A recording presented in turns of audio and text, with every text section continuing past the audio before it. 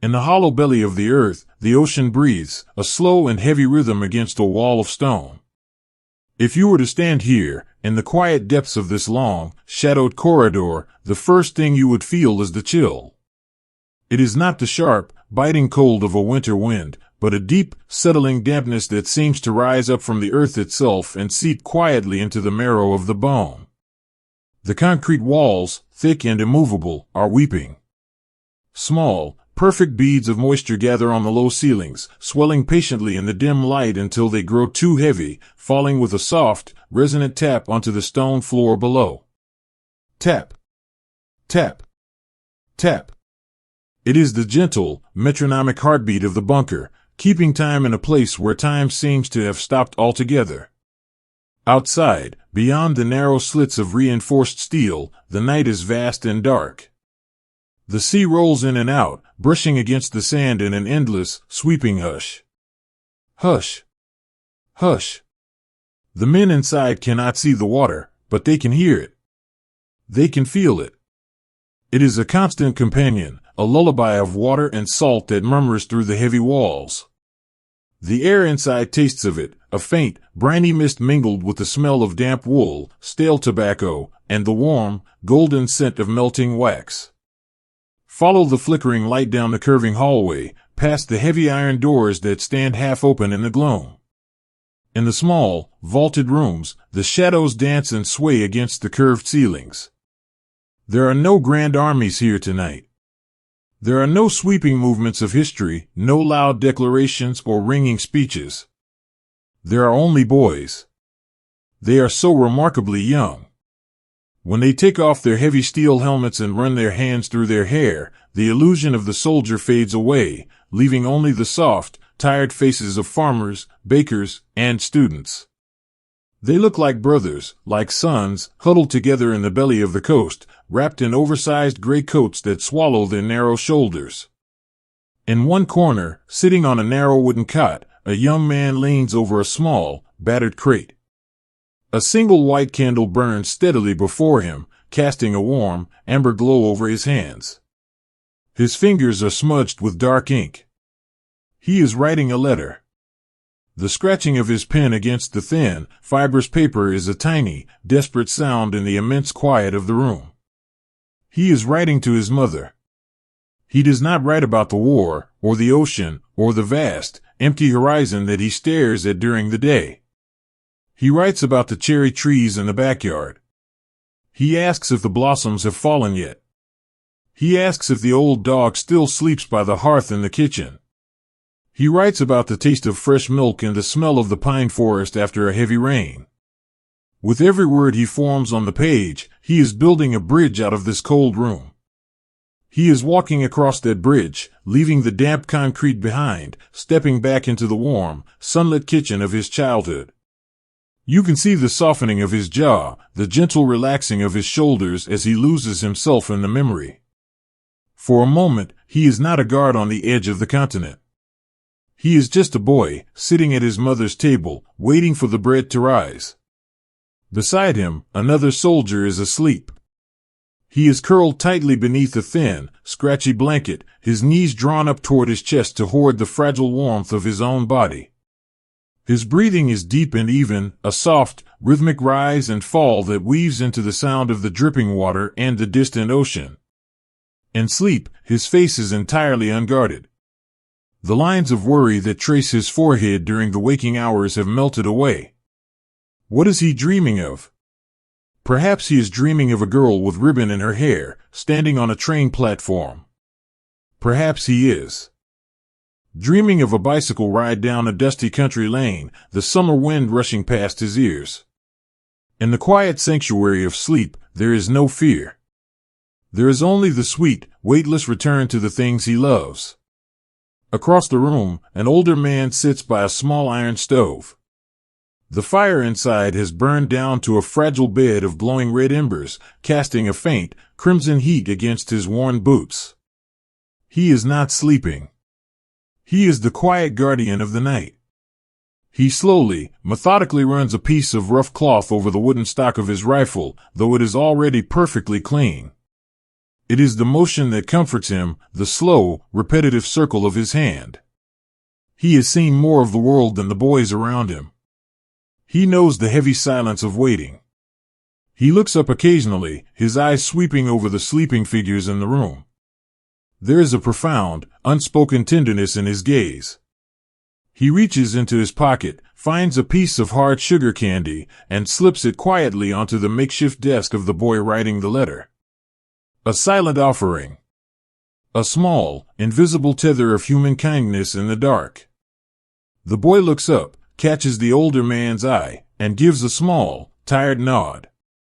No words are needed. Homesickness is a living, breathing thing in this room. It hangs in the air, heavy and thick as the sea mist. It is an ache in the chest, a quiet, hollow longing that settles beneath the ribs. They are all so far from the places that made them.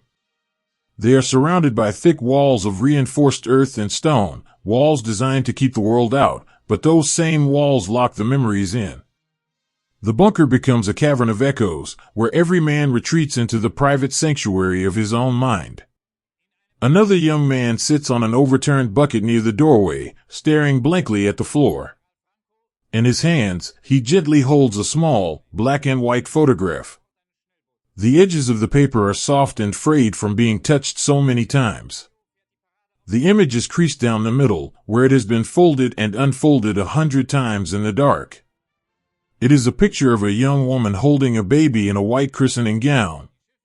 The young man traces the outline of the baby's face with the very tip of his thumb, so lightly, as if he is afraid he might brush the image away. He has never met his daughter. She was born after he left for the coast. He studies the shape of her eyes, trying to find his own reflection in the tiny, printed face.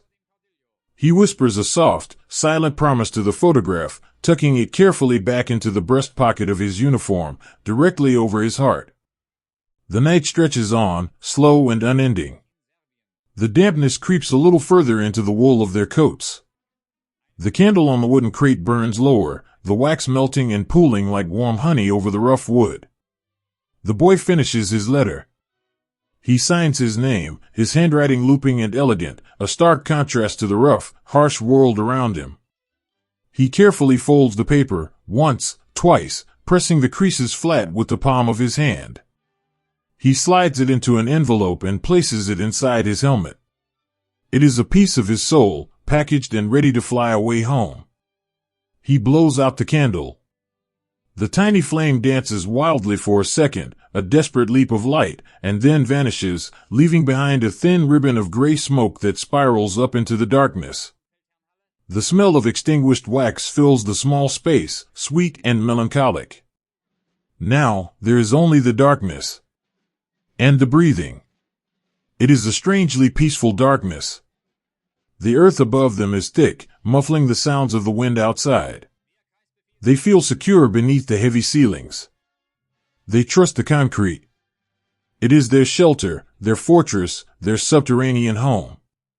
They believe it will protect them from anything the world might throw against the shore. They pull their blankets tighter, shift their weight on the hard wooden cots, and close their eyes. The slow, rhythmic dripping of the condensation continues. Tap. Tap. Tap. The ocean outside breathes in its sleep. Hush. Hush. The men surrender to the heavy, pulling tide of exhaustion. They drift away on the dark currents of sleep, their minds wandering back across the continent, over rivers and mountains, returning to the quiet villages and quiet lives they left behind. They do not know what tomorrow will bring. They do not know that the world outside their heavy steel doors is holding its breath. Tonight, in the damp and the cold, they are just young men wrapped in shadows, holding on to their letters, holding on to their memories, resting softly in the deep, quiet embrace of the earth. The wind outside is a wild and roaring thing, but inside, it sounds only like a heavy, protective blanket being pulled over the earth. Listen to the muffled hum vibrating through the deep concrete. Above the buried roofs of the bunkers, a fierce and sudden storm has rolled in off the dark waters of the channel. The sky has turned the color of bruised iron, and the sea is churning, throwing great, violent walls of white-capped water against the sandy shores and the jagged cliffs. The rain does not fall, it drives, sweeping sideways in heavy, stinging sheets, lashing against the grassy dunes and washing over the immense, hidden fortifications. It is a weather of chaos and fury. But down here, below the ground, behind walls of stone so thick they swallow the noise of the world, the storm is a gift. It is a lullaby. For weeks, the air has been stretched thin, pulled tight as a violin string, humming with the silent, agonizing expectation of an invasion. Every morning brought a rising sun and a horizon that had to be watched with aching, unblinking eyes. Every clear night brought the paralyzing fear of shadows on the water. But tonight, the ocean is angry. The ocean is impassable. And in that simple realization, a profound and beautiful wave of relief washes through the damp corridors of the concrete fortresses. Stand in the dim light of the observation room. A young sentry stands by the narrow, horizontal slit in the wall, looking out into the fading evening. The wind howls through the ventilation shafts, a low, melodic whistle that changes pitch with every gust. Cold, salty spray blows through the opening, misting his eyelashes and dampening the collar of his uniform. He squints into the gale. There is nothing to see. The horizon is entirely swallowed by a shifting, impenetrable curtain of gray rain and violent sea mist. No ship could survive those waves. No landing craft could navigate that furious surf. He slowly lowers his binoculars. They are heavy in his hands, but his heart, for the first time in months, is suddenly light. He turns his head toward the back of the room, where 3 other soldiers sit huddled in the shadows, waiting for his report. The sentry does not shout over the muffled wind. He simply offers a soft, genuine smile and nods his head. Nothing, he whispers, though the wind carries the word away. The sea is too rough. You can almost hear the collective exhalation in the room. It is the sound of tightly coiled muscles finally letting go, of lungs expanding completely, of a terrible, heavy weight being lifted from narrow shoulders. The storm has done what no wall, no weapon, and no commander could do. It has bought them time. It has wrapped them in a turbulent, impenetrable shield, declaring to the world that tonight there will be no war. Tonight, there is only the weather. Watch how the posture of the men changes. The stiff, upright vigilance melts away. They are suddenly just exhausted boys, caught in a rainstorm, seeking shelter. One by one, they begin to shed the heavy, cumbersome armor of their daily lives. Fingers, numb from the ambient chill, fumble with the thick leather laces of their heavy boots. They pull the boots off with quiet groans of relief, setting them by the small iron stove in the center of the room. They peel off their damp, itchy woolen socks and massage their pale, aching feet, sighing into the quiet darkness. They unbutton the stiff collars of their tunics, letting the warm air of the room touch their skin. Helmets, those heavy, iron crowns of anxiety, are taken off and set gently on the floor, rolling slightly with a dull, hollow scrape before coming to rest. Without their helmets, their faces look even softer, even more fragile. They run their hands through their flattened hair, shaking their heads as if trying to physically dislodge the tension of the past few weeks. In the center of the room, the small iron stove becomes the heart of their little universe. One of the older men, a quiet fellow with kind lines etched around his eyes, has taken it upon himself to be the caretaker of the fire.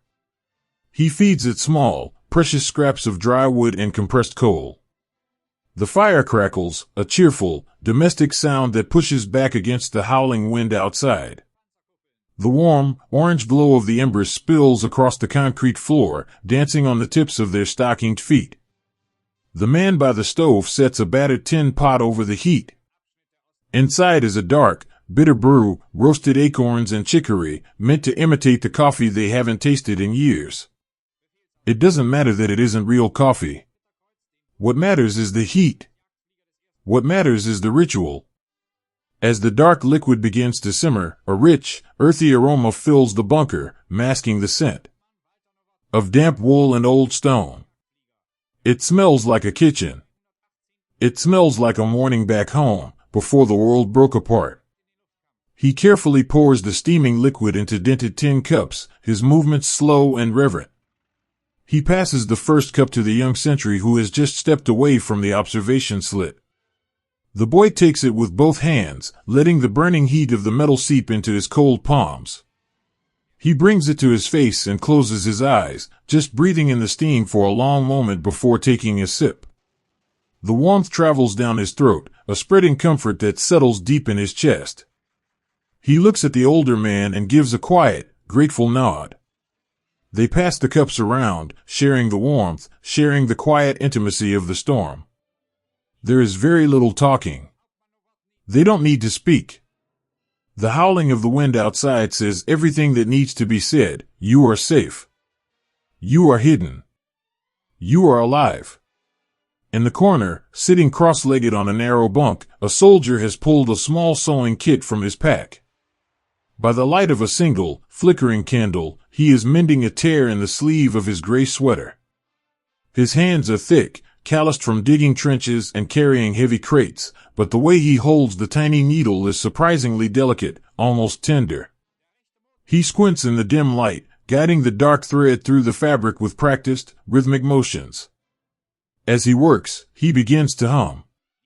It is a very low, gentle sound, barely louder than the crackling of the stove. It is an old folk tune, a simple, lilting melody from a valley far away, a song his grandmother used to hum when she sat by the window and knitted in the winter. The melody rises and falls, weaving itself seamlessly into the distant, muffled rhythm of the crashing waves. The other men do not ask him to stop. They lean back against the cool concrete walls, closing their eyes, letting the simple, beautiful tune wash over them. It acts as a bridge, carrying them away from the desolate coast, transporting them to a memory of a warm hearth, of snow falling softly against a window pane, of a time when the biggest worry they had was whether the firewood would last until spring. The illusion of peace in this bunker is absolute. The storm is their protector, a fierce guardian angel pacing the beaches above, turning away all danger. They trust the wind. They trust the rain. It makes them feel incredibly small, but in a way that is deeply comforting. Against the wrath of the ocean, what can men do but hide and wait? The universe has taken the burden of vigilance out of their hands. Time slows down, stretching into long, luxurious hours of nothingness. This is a rare and precious sanctuary. For tonight, they do not have to be soldiers defending a continent. They can just be young men, waiting out a storm. One of the boys, barely out of school, lies down on his cot and pulls his thin wool blanket up to his chin. He turns his face toward the wall, listening to the muffled drumming of the rain against the steel ventilation grate above. The sound is rhythmic, persistent, and entirely soothing. It sounds exactly like the rain used to sound when it hit the tin roof of his family's barn in the countryside. He remembers lying in the hayloft as a child, hidden away from the world, listening to the storm rattle the old wooden rafters. He remembers the smell of dry hay and wet earth, the absolute feeling of safety in knowing that the rain could not touch him. He pulls the blanket tighter around his shoulders, letting the memory blend with the present moment. The damp concrete walls of the bunker fade away, replaced by the warm, dusty timber of the barn. He is not on the edge of a hostile sea. He is home, safely tucked away while the world waters the fields. Around him, the bunker falls deeper into quiet. The fire in the stove burns down to a soft, glowing red. The man mending his sweater finishes his work, bites the thread with his teeth, and carefully folds the garment, placing it beneath his head as a pillow. The low hum of the folk song fades into a quiet, sleepy sigh.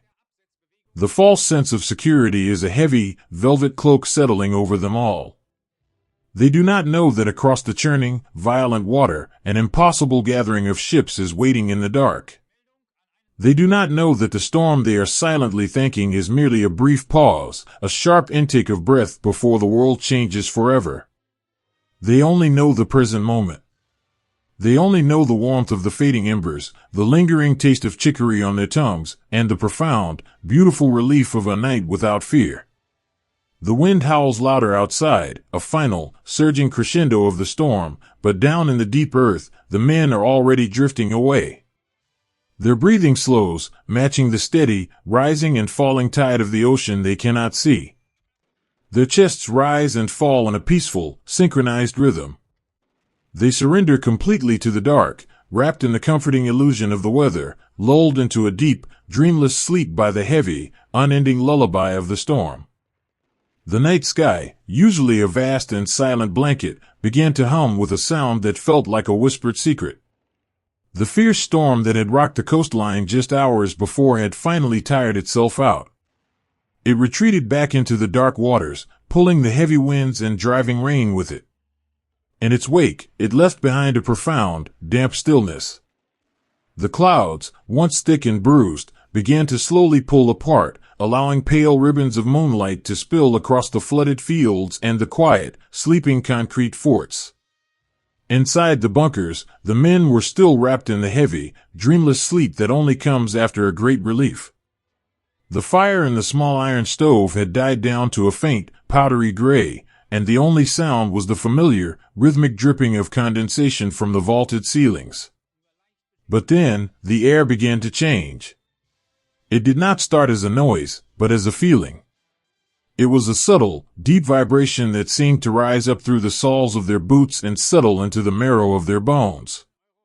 It was a trembling in the thick concrete walls, a faint, rhythmic shudder that made the surface of the leftover chicory coffee ripple in its tin cup. In the dim light of the corridor, the older soldier, the one who had stayed awake to watch the fire, slowly lifted his head. He did not reach for his rifle. He simply sat still, his hands resting on his knees, tilting his ear toward the heavy steel doors. The trembling grew, very slowly, shifting from a feeling into a low, continuous drone. It was a heavy, thrumming sound, like the collective beating of a million distant wings. It did not sound like the sharp, violent engines of fighter planes they were used to. It was slower. Heavier. A lullaby of machinery filling the midnight air. He stood up, his movements slow and deliberate so as not to wake the boys sleeping on the narrow wooden cots. He walked softly down the curved tunnel, his footsteps making no sound against the damp floor. He reached the narrow observation slit that looked out over the fields behind the beach. The air coming through the gap was incredibly cold and smelled of wet grass and turned earth.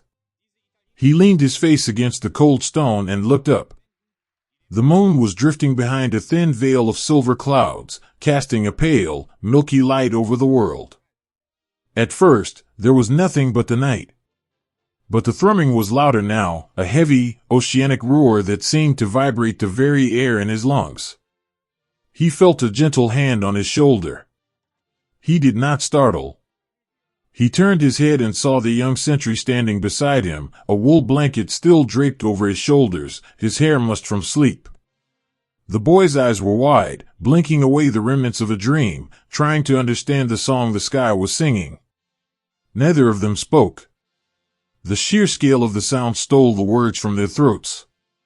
They turned their attention back to the narrow window, standing shoulder to shoulder in the dark, two quiet witnesses to the impossible.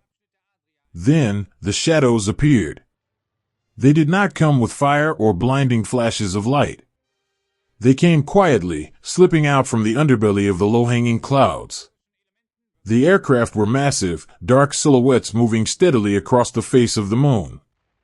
They moved with a slow, heavy grace, like great whales swimming through an ocean of stars. There were so many of them, a relentless, flowing river of iron and shadow stretching as far as the eye could see. The sky was completely entirely consumed by their presence. The young boy pulled the blanket tighter around his neck. A profound, dreamlike confusion washed over him. He had spent months staring at the sea, waiting for the horizon to break, waiting for the water to bring the storm. He had never thought to look up. He had never imagined that the sky would simply open and pour the world down upon them. As they watched, mesmerized by the hypnotic drone of the engines, something else began to happen. Small, dark shapes began to fall from the bellies of the great machines. At first, they looked like drops of rain, or perhaps falling leaves carried away by the wind. They tumbled silently through the freezing air. And then, one by one, the shadows bloomed. Great canopies of silk burst open in the moonlight, catching the silver glow and turning into perfectly round, pale blossoms against the dark sky. Hundreds of them. Thousands of them. They drifted downward in absolute silence, a breathtaking, surreal snowfall of men and fabric. They swayed gently in the coastal breeze, completely decoupled from the heavy roar of the plains above, floating down toward the flooded fields and the quiet hedgerows. In the bunker, there was no shouting. There was no sudden scramble for ammunition or frantic ringing of the alarm bells. There was only awe. The sheer, overwhelming mystery of the moment held them entirely captive. It was terrifying, yes, but it was also undeniably, hauntingly beautiful. The sky was weeping silk. The older soldier pressed his hand against the cold concrete, tracing the edge of the observation slit. His breath caught in his throat, forming a small cloud of white mist in the chilled air. He watched a single parachute drift closer, the moonlight catching the lines of the rigging. Beneath the canopy, he could make out the shape of a man. The figure was suspended in the void, drifting helplessly through the cold, dark air. For a fleeting, quiet moment, the older soldier did not see an enemy. He saw a boy, just like the one sleeping in the room behind him. He imagined the feeling of the freezing wind rushing past that falling man's face. He imagined the violent lurch of the stomach, the terrifying plunge into the absolute unknown.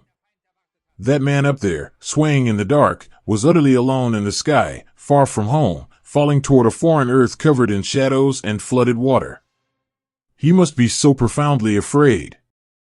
A strange, quiet empathy settled over the German soldier. They were all caught in the same immense, unstoppable machine. The boys in the bunker, trapped in the earth. The boys in the sky, trapped in the air. The lines between them seemed to blur in the pale moonlight, leaving only a shared, silent vulnerability. The young sentry beside him let out a long, trembling breath. He reached out and lightly grasped the older man's sleeve, a small, instinctive gesture of a child seeking comfort in the dark. The older man did not pull away. He moved his hand from the stone and placed it gently over the boy's trembling fingers, giving them a slow, reassuring squeeze. He did not say that everything would be all right, because he knew it would not be. But in that touch, he offered the only thing he had left to give, his presence. I am here. You are not alone. Behind them, the rest of the bunker began to stir. The deep vibration of the planes had finally reached the deeper chambers. There was the soft rustle of blankets being pushed aside, the quiet, confused murmurs of men waking from a deep sleep, the dull thud of a boot dropping onto the concrete floor. What is it? A voice whispered from the darkness of the corridor. It was a fragile question, heavy with the fog of sleep and the very beginning edges of fear. The older soldier did not turn around. He kept his eyes on the descending shadows, watching as the first of them disappeared into the dark tree lane beyond the flooded pastures. Footsteps, he whispered back, his voice incredibly soft, barely carrying over the drone that filled the room. Footsteps in the sky. The men gathered in the narrow corridor, crowding together behind the sentry and the older soldier. They took turns looking through the slit, their faces illuminated briefly by the pale moonlight, their expressions mirroring the same quiet shock. They stood shoulder to shoulder, their breathing shallow, their hearts beating in a synchronized rhythm of rising anxiety. They were so isolated in this small pocket of earth. The telephone on the wall, usually a tether to the outside world, sat completely silent in its heavy iron cradle. No orders came through the wires. No voices told them what this meant or what they were supposed to do. They were entirely cut off, an island of concrete in a sea of descending ghosts.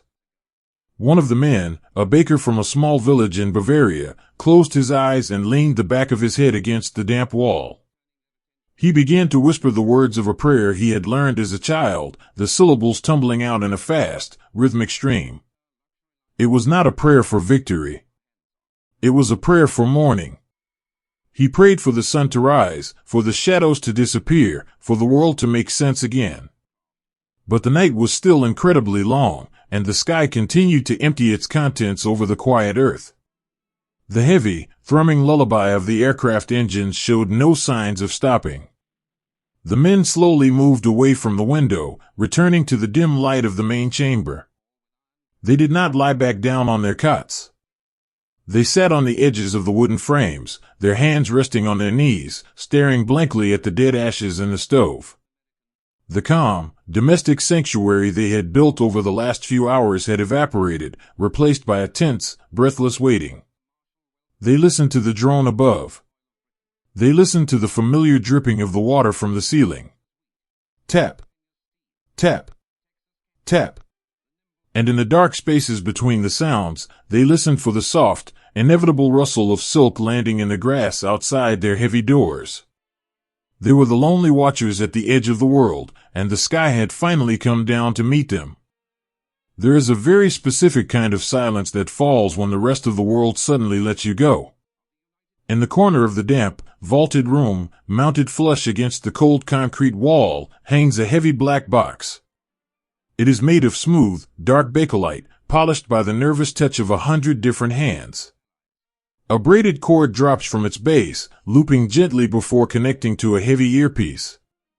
Beside the earpiece is a small metal crank, its handle worn down to the shining brass beneath. For months, this unassuming object has been the most important thing in the room. It is not a weapon. It provides no warmth. But it is a lifeline. It is the invisible umbilical cord that ties this lonely, buried outpost to the rest of the continent. Imagine the wires that run from this black box. They travel up through the thick concrete ceiling, slipping out into the cold night air. They burrow into the soft, wet earth of the French countryside, winding their way beneath the roots of ancient apple trees, stretching across the flooded pastures, and weaving through the thorny hedgerows. This thin, fragile thread of copper is a tether. It strings together all the isolated pockets of men along the coast, turning them from lonely islands into a family, a community holding hands in the dark. Every night, in the deep, quiet hours, the young operator sitting beneath the telephone performs a beautiful, simple ritual. He reaches up, his fingers brushing the cool, smooth plastic of the receiver. He unhooks it, brings it to his ear, and turns the small metal crank. Usually, the device answers him with a soft, comforting hiss of static. It is a warm, electric sound, the sound of the world breathing through the wires. And then, a voice.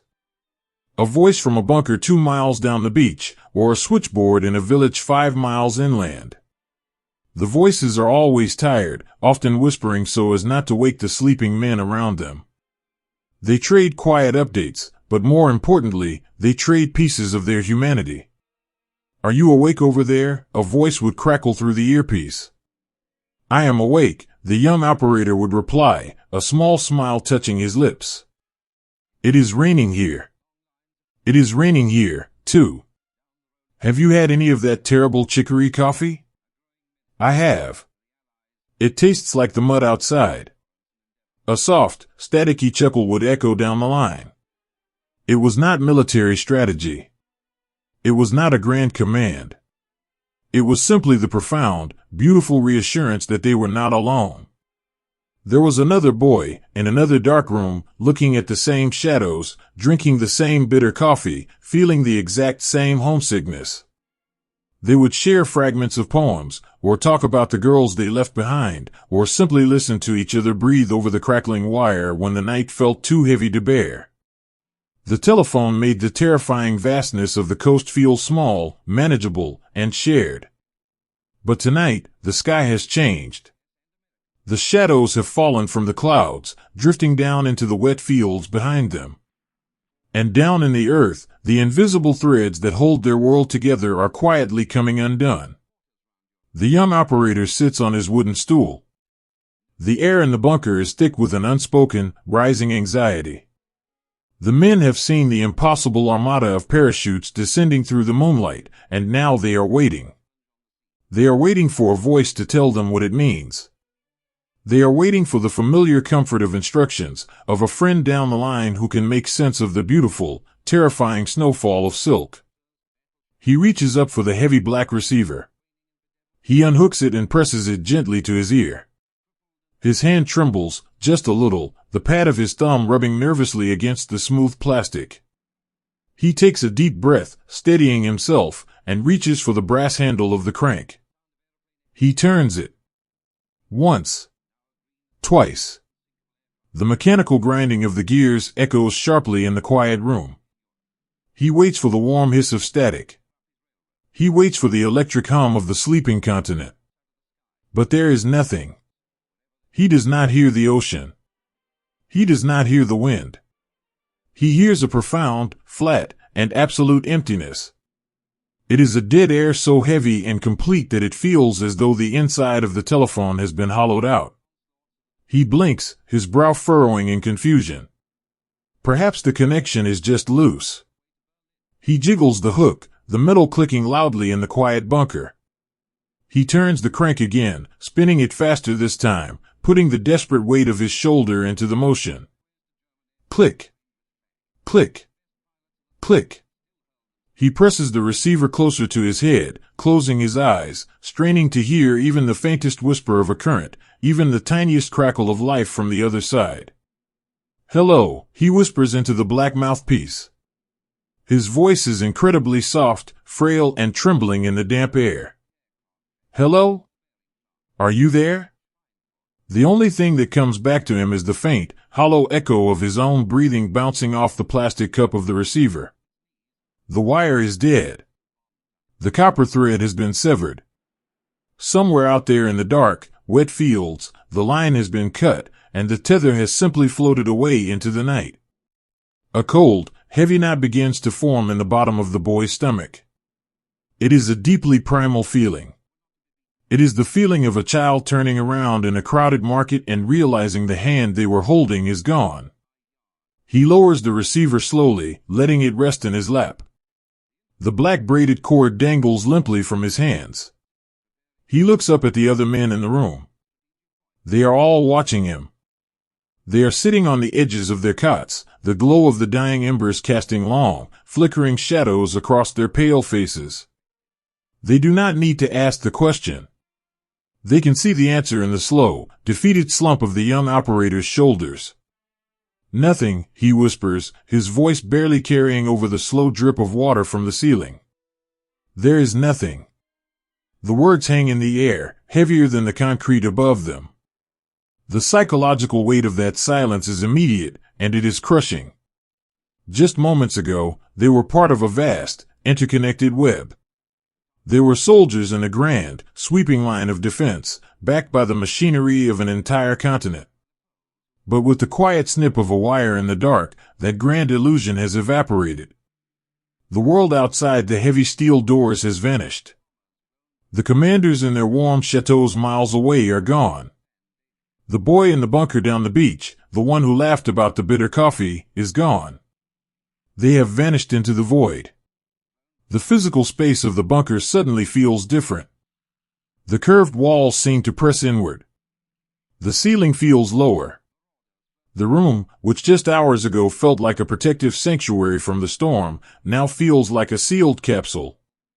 They have been entirely untethered, set adrift in the dark, deep ocean of the earth. They are an island now, surrounded by a rising tide of shadows. One of the older men, sitting nearest the stove, slowly exhales. He reaches up and rubs a hand over his tired face, feeling the rough stubble on his jaw. He does not panic. He understands the profound gravity of the severed wire. It means they are truly, utterly alone. No one is coming to tell them what to do. No one is coming to help. Whatever happens next, it will happen only to them, in this small, damp room, at the very edge of the world. He looks around at the young boys huddled in their oversized gray coats.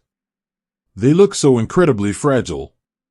The comfort of the hierarchy, the safety of being told where to stand and what to look for, has been taken from them. They are stripped down to their most vulnerable, human elements. In the face of this absolute isolation, a strange and quiet transformation begins to occur within the room. The men slowly draw closer together. They slide off the hard wooden bunks and move instinctively toward the center of the room, gathering around the faint warmth of the iron stove. It is a wordless, magnetic pull. When the world outside goes dark and silent, you move toward the only light and warmth you have left. And in this buried room, they are the only light they have. The young operator gently places the dead receiver back onto its metal hook. He stands up from his stool and walks over to the group, taking a seat on an overturned wooden crate. The man next to him, a quiet baker from the countryside, reaches out and places a hand on the boy's shoulder. It is a slow, firm grip. He leaves it there, a physical anchor against the terrifying drift of the silence. Someone pulls a small, silver pocket watch from his tunic. The metal reflects the dull red glow of the embers. He pops the lid open. In the heavy quiet, the rhythmic, mechanical ticking of the watch is incredibly loud. Tick. Tick. Tick. It is a reassuring sound. It is a reminder that time is still moving forward, that the earth is still turning, even if they are cut off from it all. They sit and listen to the ticking, letting it replace the familiar hiss of the telephone static. The severed wire has trapped them, but it has also freed them, in a deeply melancholic way. They no longer have to worry about the grand movements of armies or the sweeping lines on a general's map. Their entire universe has shrunk to the 30 square feet of damp concrete they currently occupy. Their only responsibility now is to each other. The older man by the stove reaches into his pocket and pulls out the last piece of hard sugar candy. He breaks it carefully into small pieces, distributing it among the men. They take the small fragments silently, letting the sweetness dissolve on their tongues. It is a tiny luxury, a shared communion in the dark.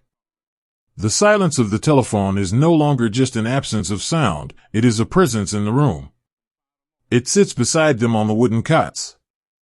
It leans against the cold walls. It weaves through the dripping water and the dying fire. The men do not speak of the paratroopers falling in the fields behind them. They do not speak of the vast, churning ocean in front of them. They sit shoulder to shoulder, feeling the gentle rise and fall of each other's breathing. They hold on to the ticking of the watch, the taste of the sugar, and the solid, comforting weight of the man sitting next to them. The wire is cut. The world has let them go. And as the long, agonizing hours of the dark stretch on, they retreat entirely inward, wrapping themselves in the quiet, profound resilience of simply waiting for the sun, completely alone together in the belly of the earth. The darkest hour of the night is a heavy, living thing, folding its quiet weight over the edge of the world. Here, in the deepest, most silent stretch of the early morning, the bunker feels entirely suspended in time. The clock has lost its meaning. The ticking of the silver pocket watch, which had offered such comfort only an hour ago, now feels like it is measuring out eternity, one agonizingly slow second at a time. It is the time of night when the human body yearns most desperately for sleep, yet the mind is held hostage by a sharp, vibrating exhaustion. The wires have been cut. The sky has emptied its strange, silken shadows into the fields behind them. And now, there is nothing left to do but wait for the sun. In this absolute, suffocating darkness, the eyes become useless, and so the ears take over, stretching out to capture every tiny vibration in the damp air. Sound is magnified down here in the concrete belly of the earth. The familiar, rhythmic dripping of condensation from the vaulted ceiling, tap, tap, tap, sounds as loud as a hammer against an anvil. The rustle of a coarse woolen blanket as a boy shifts his weight on a wooden cot echoes down the curved corridor like the shifting of a sail in the wind. But it is the silence between the sounds that is the most difficult to bear. The silence is a blank canvas, and in the anxious, exhausted minds of young men, the imagination is a restless painter. Listen closely to the air outside the heavy steel doors. The storm has passed, and the wind has died down to a low, creeping whisper through the dune grass. But to the boys huddled in the dark, every gust sounds like a footstep. A clump of wet sand sliding down the side of the concrete embankment sounds like the rustle of a uniform. The distant, lonely cry of a night bird floating over the flooded pastures makes their breath catch in their throats. Is it a bird? Or is it a signal? They sit completely still in the dark, their eyes wide open, staring at a ceiling they cannot see. They do not speak. To speak would be to break the fragile spell of their hiding place. Instead, they retreat inward, locking themselves away in the quiet, private rooms of their own minds. On the far side of the room, a young soldier sits with his knees pulled tightly to his chest. His hands are buried deep inside the pockets of his greatcoat. In his right hand, his fingers trace the worn, familiar edges of a small wooden carving. It is a little wooden horse, no bigger than a matchbox, carved from pale birch wood. His grandfather had whittled it for him when he was a small boy, sitting on the porch of their home in the Bavarian Alps. The boy's thumb rubs endlessly over the smooth curve of the horse's back. With his eyes closed, he lets the texture of the wood carry him away from the damp, smelling concrete. He imagines the smell of the pine shavings falling to the porch floor. He imagines the warm, golden afternoon sun shining through the leaves, casting dappled shadows on his grandfather's rough, weathered hands. He focuses every ounce of his energy on that memory, building it up in his mind like a fortress against the creeping dread of the bunker. He holds onto that little wooden horse as if it is the only thing keeping him tethered to the earth. It is a silent prayer cast in wood, a desperate, quiet plea to return to a world where hands are used for creating, not for holding rifles in the dark. Beside him, the cold begins to change. The pre-dawn chill is a different kind of cold than the evening damp. It is a hollow, searching cold that bypasses the heavy wool coats and settles directly into the bones. The fire in the small iron stove died out hours ago, leaving only a mound of pale, lifeless ash. A boy near the center of the room begins to shiver. It starts as a small tremble in his jaw, and soon it overtakes his narrow shoulders. He tries to suppress it, clamping his teeth together, embarrassed by his own physical fragility, but the cold is too absolute. The rhythmic, chattering sound of his shivering seems terribly loud in the quiet room. The older soldier, the quiet guardian who had offered the sugar candy earlier in the night, hears the sound. He does not say a word. He simply unwraps the thin, scratchy gray blanket from around his own waist. He moves softly across the dark floor, a shadow gliding among shadows.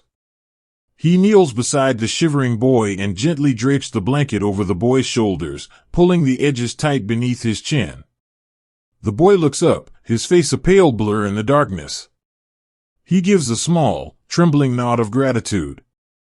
The older man rests his heavy, calloused hand on the top of the boy's head for just a moment, a gesture so tender and paternal it feels almost heartbreaking in this brutal, concrete room. It is a small moment of profound grace. In a world that has stripped them of their names, their families, and their voices, this simple act of shared warmth is a quiet rebellion of humanity. It says, I see you. You are not alone in the cold. The older man returns to his spot against the wall, wrapping his arms around himself to ward off the chill he just invited in. He closes his eyes and listens to the synchronized breathing of the men around him. It is a delicate, fragile chorus. He knows their breaths. He knows the shallow, fast breathing of the young sentry who dreams of the sky. He knows the slow, heavy sigh of the baker who misses his ovens. In the absolute blackness, the older man begins his own silent prayer.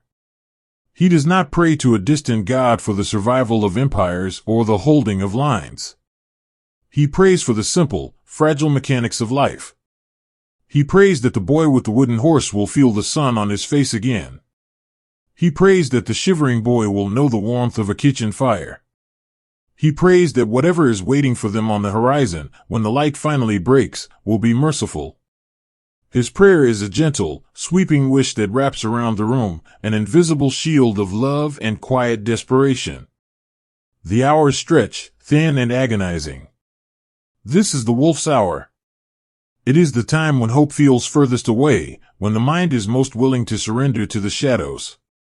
The air grows stale, thick with the smell of old wool, fear, and the metallic tang of salt blowing through the ventilation shafts. To survive this hour, the mind must find a rhythm. Some count the slow, echoing drips of the water. 100. 200. 300. Some recite the names of the streets in their hometowns, walking the familiar cobblestones in their minds, passing the butcher shop, the bakery, the small church with the iron gates.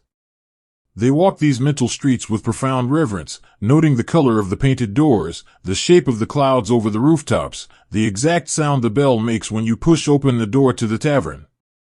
They are hoarding their memories, counting their beautiful, ordinary moments like precious coins in the dark.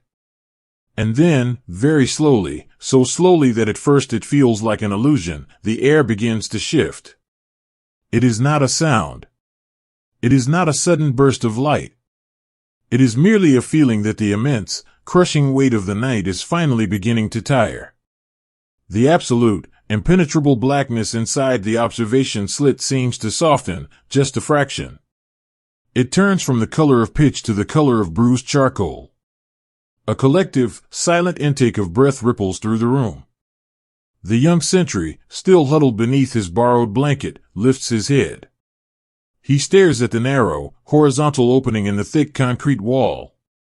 For hours, it has been nothing but a void. But now, there is the faintest, most delicate outline of the earth outside. The dark, jagged edge of the dunes slowly begins to separate itself from the sky. It is coming. The morning is coming. A profound, exhausted relief washes over them. They have survived the long night. They have survived the severed wires, the phantom footsteps, the crushing isolation, and the terrifying expanse of their own imaginations. They have held onto each other in the dark, anchored by small kindnesses and silent prayers, and they have made it to the edge of the dawn. The gray light begins to seep into the bunker, a pale, watery illumination that crawls across the damp floor. It touches the heavy iron doors. It catches the brass handle of the dead telephone. It rests gently on the sleeping faces of the boys who finally, in these last few moments before the sun breaks the horizon, have surrendered to their exhaustion. The older man opens his eyes and looks at the faint light spilling through the slit. His face is deeply lined, carrying the weight of the long watch, but his eyes are soft. He does not know what this new day will bring. He does not know what impossible things are waiting out there in the morning mist. But for this one, quiet moment, it does not matter. The darkness is retreating. The long, terrifying wait is over. The sun is returning to the world, and in the quiet, damp belly of the bunker, they turn their faces toward the pale gray light, breathing in the morning, ready to open their eyes and see the horizon. The sea exhales a long, heavy breath, wrapping the waking world in a veil of pale, silver mist. In the quiet, damp chambers of the concrete fortress, the transition from night to day does not arrive with a brilliant burst of sunlight. It comes slowly, creeping through the narrow observation slits like a quiet, gray tide. The impenetrable blackness of the midnight hour softens, melting into a bruised, charcoal hue, and then, eventually, into a milky, translucent white. The long, terrifying wait in the dark has finally ended, but the morning has brought with it a profound, suffocating blindness. If you were to stand beside the young sentry at the edge of the bunker, looking out through the thick rectangular window, you would see nothing but the fog. It is a thick, living entity, settling over the dunes and the water like a heavy quilt of carded wool. It swallows the horizon entirely. It erases the line where the water meets the sky, leaving only a vast, empty canvas of pale, swirling vapor. The air coming through the slit is incredibly cold, carrying the sharp, briny tang of seaweed and wet sand. It coats the young sentry's eyelashes in tiny, sparkling beads of moisture. He blinks them away, his eyes aching from the strain of looking into the void for so many hours. His hands, still tucked deep into the pockets of his oversized woolen coat, are numb, but his heart beats with a slow, steady rhythm. There is a strange comfort in this fog. It is a curtain drawn across the world, hiding them from whatever lies beyond. For now, in this suspended, misty morning, they are still safe. They are still just boys in a room, waiting for the day to begin. Behind him, the bunker is beginning to wake up. The sounds are soft, muted by the heavy air. The scrape of a boot against the stone floor. The quiet clearing of a throat. The gentle rustle of a blanket being neatly folded away. The older soldier, the one who had kept the fire and offered the sugar candy in the dark, moves quietly to the sentry's side. He carries 2 battered tin cups, a faint wisp of steam rising from the tepid, bitter chicory coffee inside. He offers a cup to the boy. Their fingers brush against the warm tin. The boy offers a small, tired smile, a silent gesture of profound gratitude. They stand shoulder to shoulder, leaning their elbows against the damp concrete ledge, sipping the warm liquid and looking out into the endless white. They do not speak. The silence of the morning is too heavy, too sacred to be broken by words. They just listen to the muffled, rhythmic breathing of the ocean hidden somewhere beneath the mist. Hush! Hush! The gentle, rolling wash of water over sand. It feels like the morning after a great snowfall in the deep woods. It is a quiet that settles into the bones, bringing a temporary, fragile peace to the exhausted mind. The young sentry lets his thoughts drift back home, to a small bakery with flour dusted over the wooden floors, to the smell of yeast and warm honey. He imagines his mother wiping her hands on her apron, looking out the kitchen window at the morning dew. He wraps both hands around his tin cup, letting the heat seep into his palms, holding onto that beautiful, ordinary image. But the earth is always turning, and the weather is always restless. High above the heavy curtain of fog, a gentle morning breeze begins to stir. It is a slow, methodical wind, sweeping down from the upper atmosphere and brushing against the top of the mist. Down in the bunker, the boys cannot feel the wind, but they can see its work. The solid wall of white begins to thin. It does not vanish all at once, rather, it begins to tear into long, wispy ribbons. The fog churns and rolls, catching the pale, early light of the hidden sun. The gray canvas begins to shift, revealing deeper pockets of shadow and sudden, fleeting patches of dark water. The young sentry sets his tin cup down on the concrete ledge. The metal makes a soft, dull clink. He leans forward, his chest pressing against the cold wall, his brow furrowing. He reaches up and unhooks the heavy leather strap of his binoculars, bringing the cold brass eyepieces to his face. He adjusts the focus wheel, his thumb moving with slow, practiced precision. Through the lenses, the mist is a swirling, chaotic dance of light and shadow. He scans the water, looking for the familiar, empty expanse of the sea. But the sea is no longer empty. At first, he thinks his eyes are deceiving him. The exhaustion of the long night must be playing tricks on his mind. In the distance, where the fog has peeled back just enough to reveal the horizon, there are shapes. They are vague, geometric shadows sitting heavy on the water. He blinks hard, lowering the binoculars for a second, rubbing his eyes with the back of his cold hand. He looks again. The shapes have not disappeared. They have grown sharper. As the wind continues to push the mist away, drawing the curtain back on the morning, the shadows begin to multiply.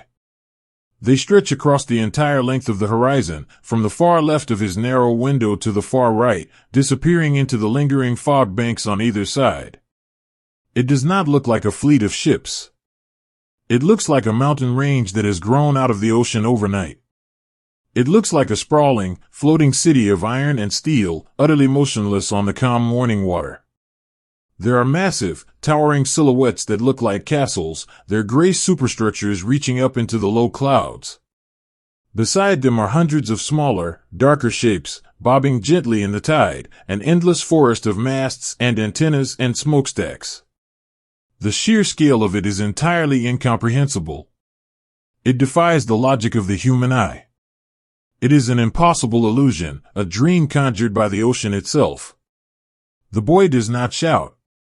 He does not ring the heavy brass alarm bell hanging by the steel door. He does not even reach for his rifle. Instead, a profound, paralyzing awe washes over him. It is a feeling so immense, so absolute, that it entirely eclipses his fear. It is the sublime terror of standing at the edge of the Grand Canyon, or looking up at a sky entirely filled with falling stars. He is suddenly, acutely aware of his own smallness. He is just a boy, standing in a small concrete room, looking at the entire weight of the world resting on the water. He lowers the binoculars slowly. His hands have gone completely still. The trembling has stopped. His breath is caught softly in his throat, his lips slightly parted in silent, dreamlike disbelief. He simply stares. The older soldier notices the stillness of the boy. He sees the way the young sentry's shoulders have dropped, the way his hands grip the cold concrete ledge as if trying to keep himself from floating away. The older man steps closer, leaning over the boy's shoulder to look through the narrow slit. For a long moment, there is no sound in the bunker except for the slow, steady drip of condensation from the ceiling. Tap. Tap. Tap. The older man's eyes widen. He has lived 3 years of this war. He has seen cities crumble and skies burn. But he has never seen anything like this. The vastness of the armada sitting quietly in the morning light is beyond anything a human mind can prepare for. It is a beautiful, terrible masterpiece of machinery and willpower. He feels a heavy, sinking weight in the center of his chest. It is not panic. It is the quiet, solemn realization that the waiting is over. The long months of staring at an empty ocean, the letters written home, the false alarms, the homesickness, all of it has led to this singular, impossible morning. The horizon they had guarded for so long no longer belongs to them. He looks down at the young sentry. The boy's face is bathed in the pale, silver light reflecting off the water. He looks so incredibly fragile, a porcelain figure set against a wall of iron. The older man reaches out and places a heavy, warm hand on the back of the boy's neck. He lets his hand rest there, a firm, grounding anchor in a world that has suddenly tilted completely off its axis. "Look at them," the boy whispers. His voice is barely a breath, carrying no malice, no anger, only a pure, untainted wonder. "There are so many. They look like a city." "Yes," the older man murmurs softly, his thumb gently stroking the rough wool of the boy's collar. "A city on the water." The rest of the men in the bunker, sensing the profound shift in the air, begin to gather around the observation window. They move slowly, as if walking underwater. One by one, they take their turn looking out at the impossible horizon. And one by one, they fall entirely silent. The baker from Bavaria crosses his arms over his chest, his mouth set in a gentle, melancholic line. The young man with the photograph of his daughter simply touches his breast pocket, feeling the crinkle of the paper beneath the heavy fabric. They stand clustered together in the dim light, a tiny pocket of humanity entirely dwarfed by the scale of the moment. They do not see an enemy approaching. In this quiet, suspended gap between the lifting of the fog and the beginning of the thunder, they only see the sheer, breathtaking majesty of the human endeavor. They see ships that must have taken thousands of hands to build. They imagine the hundreds of thousands of boys, just like them, sitting in the damp bellies of those steel giants, waiting, shivering, drinking bitter coffee, and thinking of home. The mist continues to peel back, dissolving into the warming morning air. The sun, still hidden behind the clouds, casts a soft, pearlescent glow over the water. The floating city becomes clearer, sharper. The sheer number of vessels is staggering. They cover the sea like fallen leaves on a forest floor, an endless carpet of gray and black against the silver water. In the bunker, the ticking of the silver pocket watch seems to slow down, stretching each second into a lifetime. The men do not move to their battle stations. Not yet. There is an unspoken agreement to simply let this moment exist. They are bearing witness to something that feels larger than history, larger than the war, larger than their own small lives. They are ghosts in the mist, looking out at an armada of ghosts on the water. The boy leans his forehead against the cold concrete. He closes his eyes for just a second, locking the image of the floating city into his memory. He knows that in a few moments, the quiet will end. He knows the thunder will come, and the world will shatter around them. But right now, in this beautiful, terrifying pause, there is only the slow breathing of the ocean, the gentle touch of a hand on his shoulder, and the profound, paralyzing awe of a morning that has changed the horizon forever. There is a fragile, suspended heartbeat between the flash of lightning and the arrival of the thunder. The men standing at the narrow observation slit watch the gray horizon in complete silence. Through the lifting morning mist, they see the tiny, silent blossoms of orange light blooming across the vast expanse of the dark water. The flashes look almost delicate from this distance, like a string of beautiful, glowing lanterns being lit one by one across the surface of a quiet lake. For a few long, profound seconds, the world remains perfectly, incredibly still. The ocean breeze continues to whisper through the dune grass. The condensation continues its slow, rhythmic tapping against the stone floor. They watch the beautiful, flickering light on the water, entirely uncomprehending, held completely captive by the terrifying majesty of the morning. And then, the air itself begins to tear. It does not sound like a sudden, violent crash. It begins as a deep, oceanic rumble that seems to originate not from the horizon, but from the very center of the earth beneath their heavy boots. The vibration travels through the bedrock, rushing up through the thick, ancient layers of soil and sand, climbing into the deep concrete foundations of the bunker. It enters the soles of their feet, a heavy, electric hum that slowly climbs their legs, settles deep into their chests, and vibrates gently against their ribs. And then, the sky simply falls. The sound arrives in a tremendous, rolling wave of pressure. It is a noise so immense, so completely overwhelming, that the human ear cannot process it as a simple sound. It becomes an atmosphere. It becomes a weather of heavy, vibrating gravity. The thick, curved walls of the bunker shudder, letting out a deep, resonant groan that echoes through the steel and the stone.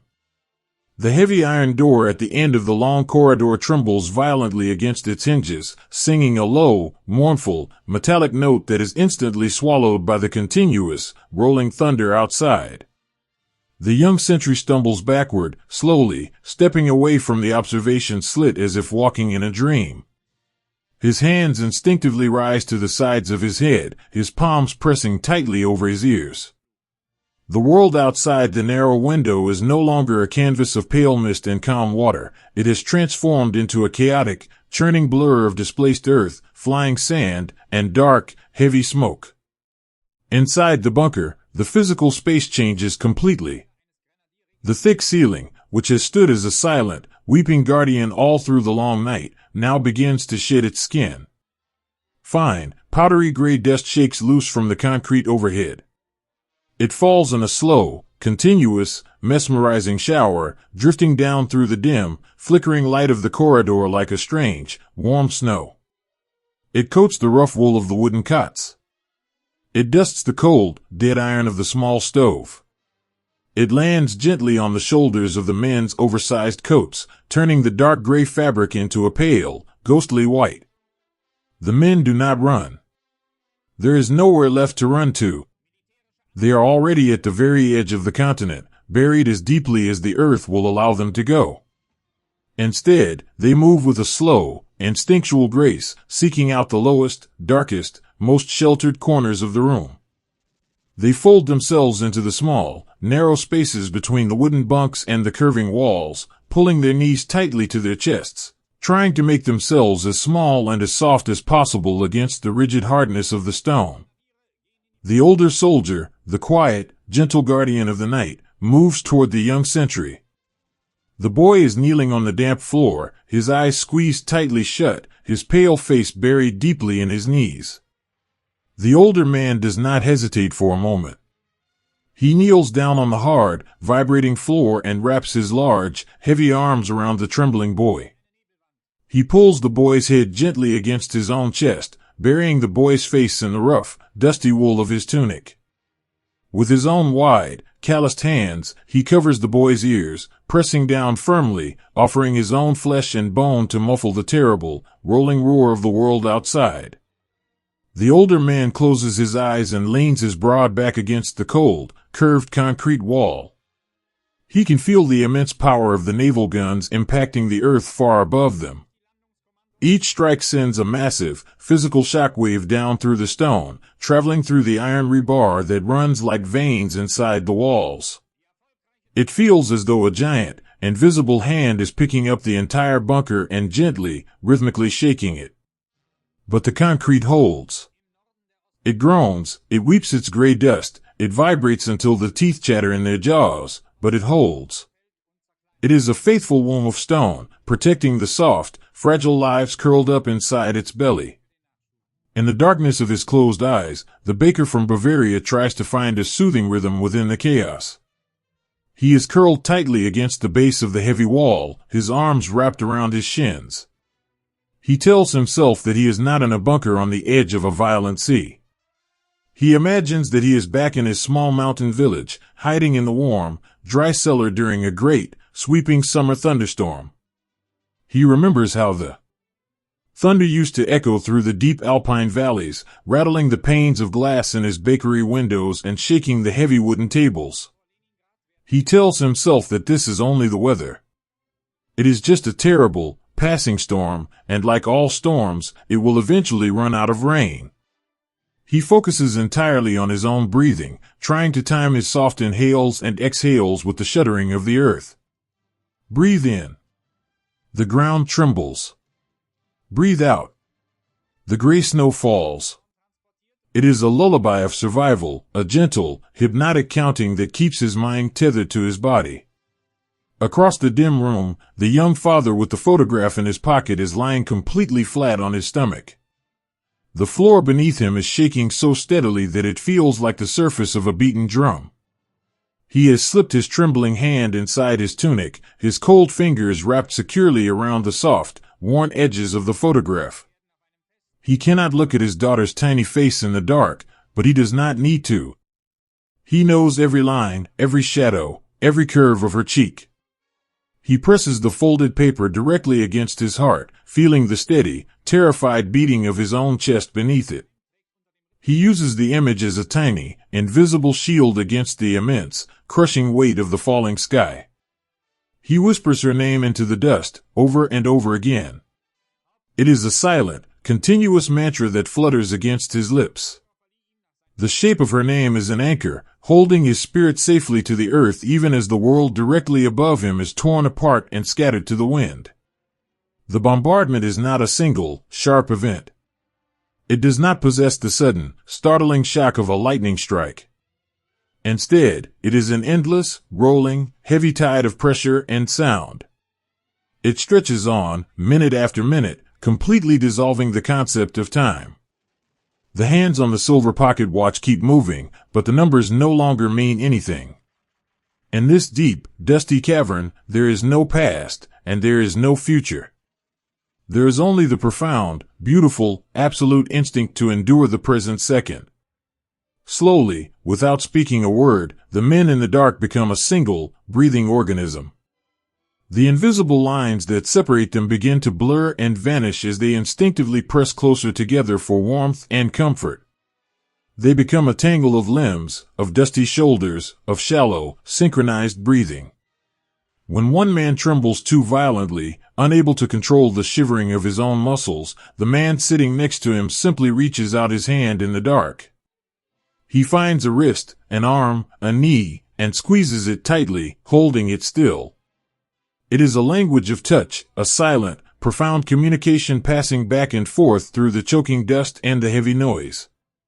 I am here. We are still here. You are not alone in the dark. The air in the room grows incredibly thick. It smells of pulverized limestone, of ancient, turned earth, and of the sharp, metallic tang of the shattered sky blowing down through the ventilation shafts. It becomes difficult to take a full breath. The fine, powdered concrete coats the backs of their throats and settles on their dry tongues. Men cough softly into the crooks of their elbows, the sound entirely lost beneath the roaring overhead. The older man, still cradling the young sentry against his chest, pulls his heavy wool collar up over his nose and mouth to filter the air. He gently reaches down and tugs the young boy's collar up to do the exact same thing, tucking the fabric securely beneath the boy's chin. He begins to stroke the back of the boy's dust-covered hair.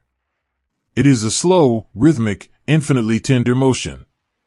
His heavy hand smooths the hair down, again and again, serving as a quiet, steady metronome of comfort against the chaotic, violent rhythm of the falling shells. They are entirely, beautifully helpless. And in that absolute helplessness, they find a strange, melancholic peace. They cannot stop the sky from falling. They cannot reach out and quiet the massive naval guns sitting out on the morning water. All the agonizing anticipation of the long, sleepless night is gone. The terrible, creeping anxiety of waiting has been entirely replaced by the simple, singular task of enduring. They do not have to watch the horizon anymore. They do not have to hold their breath waiting for the unknown to arrive. The unknown is here, it is pressing down upon their roof, and all that is left to do is wait for the thunder to pass. A single tin cup, left sitting on the edge of the concrete observation ledge, finally vibrates too far. It tips over the edge and falls, bouncing against the stone floor with a hollow, muted clatter. It rolls slowly across the room, leaving a tiny, winding trail in the layer of gray dust that now coats the ground. No one moves to pick it up. They simply watch it roll until it comes to rest against the wall, another small, quiet casualty of the trembling earth. The single lantern that still burns in the corridor flickers violently with every shockwave. It casts long, dancing, trembling shadows across the vaulted ceiling, illuminating the endless, falling snow of concrete dust. In the flickering, golden light, the boys curled up on the floor look like ancient statues, perfectly gray and motionless, entirely surrendered to the will of the storm. They look peaceful, almost asleep, their faces relaxed into expressions of quiet endurance. They listen to the earth groaning around them. They feel the heavy vibrations in their teeth, in their collarbones, in the very center of their spines. They hold onto each other, letting the shared, rising and falling warmth of their bodies serve as the only proof that they are still breathing, still feeling, still alive. The bunker is a tiny, fragile air bubble trapped at the very bottom of a raging, boiling ocean. The heavy waves of sound crash over them, again and again and again, but the bubble does not burst. In the center of the noise, in the deepest, darkest, safest corner of the room, the older man continues to hold the young boy. His heartbeat is slow and steady, a quiet, stubborn drum that refuses to be rushed, refuses to be drowned out by the thunder outside. He rests his cheek gently against the top of the boy's head, closing his eyes, letting the gray dust settle over his eyelashes, and simply breathes. The world above them may be tearing itself entirely apart, rewriting the shape of the coastline and the history of the continent, but down here, beneath the heavy steel doors and the thick, weeping concrete, they are just young men. They are boys wrapped in oversized coats, holding onto the simple, desperate, beautiful hope that the storm will eventually run out of rain, that the earth will eventually stop shaking, and that the heavy, falling sky will eventually grant them the mercy of silence. There is a silence that is heavier than any storm, falling only when the thunder finally decides to walk away. It does not happen gradually. The tremendous, earth-shattering roar of the naval guns does not slowly fade into the morning. It simply stops. One moment, the bunker is a vibrating, chaotic drum of pressure and falling dust, and the very next moment, it is empty. The heavy, rolling waves of sound are suddenly severed, replaced by a profound, echoing void.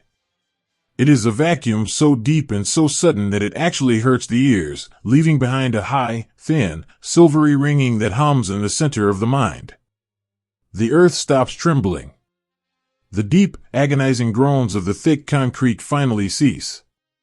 The iron doors no longer sing their vibrating, metallic song against their hinges. Down in the deepest, safest corners of the room, the men do not move. They remain tightly curled against the base of the curving walls, their hands still pressed fiercely over their ears, their eyes squeezed shut beneath masks of pale, gray concrete dust. The silence is so absolute, so unnatural, that they do not trust it. They hold their breath, their muscles coiled tight, waiting for the next massive wave of pressure to crash down upon the roof. But the wave does not come. The thunder has rolled past them, moving further inland, its deep, rumbling voice now only a distant, muffled echo over the hills. Slowly, gently, the high ringing in their ears begins to fade, making room for the small, fragile sounds of the buried world to return. The slow, rhythmic drip of the condensation from the ceiling resumes its quiet song. Tap. Tap. Tap. The single, flickering lantern in the corridor, which had danced so violently during the bombardment, finally steadies, casting a warm, even, golden light across the haze of the room. The older soldier is the first to open his eyes. He is still wrapped around the young sentry, his broad chest acting as a shield against the falling sky. He blinks, his eyelashes heavy with the fine, chalky powder. He slowly lowers his hands from the boy's ears. It has stopped, the older man whispers. His voice is incredibly soft, rough and dry from the dust, sounding like the rustle of dry autumn leaves. You can open your eyes now. It has stopped. The young boy uncurls his body, his movements slow and incredibly cautious, as if he is afraid that any sudden motion might wake the sleeping giants on the water. He looks up at the older man. The boy's face is completely pale, entirely coated in the gray ash of the ceiling, except for two clean, shining paths where silent tears have tracked down his cheeks in the dark. The older man does not say a word about them. Instead, he reaches up with a heavy, calloused thumb and gently wipes the remaining dust from the boy's cheekbone, offering a small, deeply tired, but incredibly tender smile. Around them, the gray statues begin to stir. The men push themselves up from the damp floor, their joints stiff and aching from the tension. They move with the heavy, dreamlike slowness of men who have just woken from a deep, terrible fever. They brush the thick layer of concrete snow from their shoulders and their knees. The dust rises into the air, dancing in the warm light of the lantern, making the entire room look like a faded, sepia photograph. They cough softly into their hands, clearing the chalky taste of pulverized stone from their throats. They look at each other, their eyes wide and deeply vulnerable. There is a profound, almost overwhelming sense of relief passing silently between them. They count each other in the dim light. 1, 2, 3. They are all still here. The heavy walls have held. The womb of stone has protected them. They have survived the falling of the sky. But as the ringing in their ears continues to clear, the true nature of this silence begins to reveal itself. The baker from Bavaria slowly stands up, leaning one hand against the cool, damp wall for support. He looks toward the narrow corridor that leads to the observation room. The air coming through the ventilation shafts has changed. The smell of wet sand and seaweed has been entirely replaced by the sharp, acrid scent of burnt cordite, scorched earth, and torn metal. He knows what the silence means. The artillery has not given up. It has simply lifted its sights, aiming its terrible wrath further behind them, clearing the path. The protective, chaotic curtain of the bombardment has been drawn back for a reason. The men know it, too.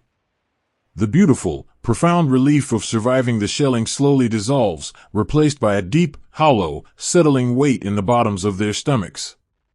The agonizing weight of the long night has returned, but it is no longer abstract. It is imminent. It is breathing just outside their heavy steel doors. The older man places a hand on the young sentry's shoulder and gives a gentle squeeze. They slowly walk down the curved corridor, their boots crunching softly against the fallen plaster. The other men follow, drawn back toward the edge of the world. They step up to the narrow, rectangular slits in the concrete, leaning their elbows against the dusty ledge, and look out into the morning. The fog has entirely burned away, chased off by the rising sun and the violent concussions of the guns. The morning light is pale and golden, illuminating a landscape that is utterly unrecognizable. The rolling, grassy dunes they had guarded for so long are gone, replaced by deep, smoking craters of raw, blackened earth. The beach is a chaotic canvas of torn wire and shattered obstacles.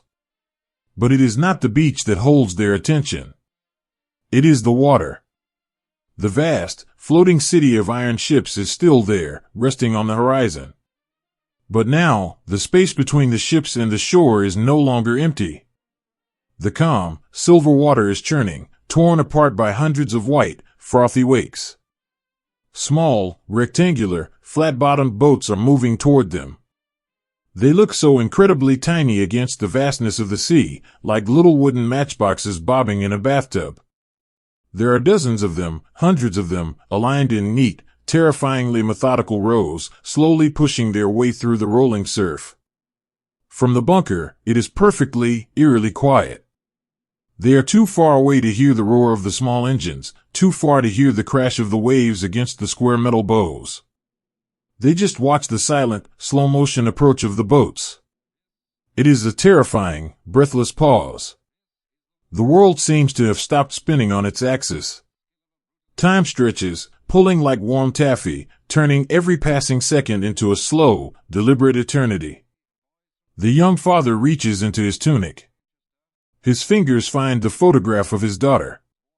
It is no longer just a piece of paper, it is a profound, heavy talisman. He does not pull it out to look at it. He simply leaves his hand pressed against his chest, right over his heart, feeling the physical presence of the image against his ribs. He closes his eyes and takes a deep, slow breath. It is a breath of acceptance. He understands that the life he lived before this morning, the life of the village, the bakery, the quiet walks in the pine forest, is now locked away behind an impenetrable wall of time. All that exists now is this damp room, the dusty air, and the approaching tide. He whispers a final, silent goodbye to the beautiful, innocent world of yesterday. Beside him, the young sentry is trembling again, but it is not from the cold, and it is not from the thunder. It is from the sheer, overwhelming intimacy of what he is seeing. Through his binoculars, the small, rectangular boxes are no longer just shapes on the water. They are full of men. He can see the faint silhouettes of helmets packed tightly together. He can see the gray and green shapes of human shoulders, pressed shoulder to shoulder, swaying with the heavy motion of the sea. A profound, heartbreaking empathy washes over the young boy. He lowers the binoculars, his hands resting heavily on the concrete ledge. He knows exactly what is happening inside those small, bobbing boxes. He knows because it is exactly what has been happening inside this damp, buried room. Those boys out there on the water, wrapped in their heavy, wet coats, are just as terrified. They are just as exhausted.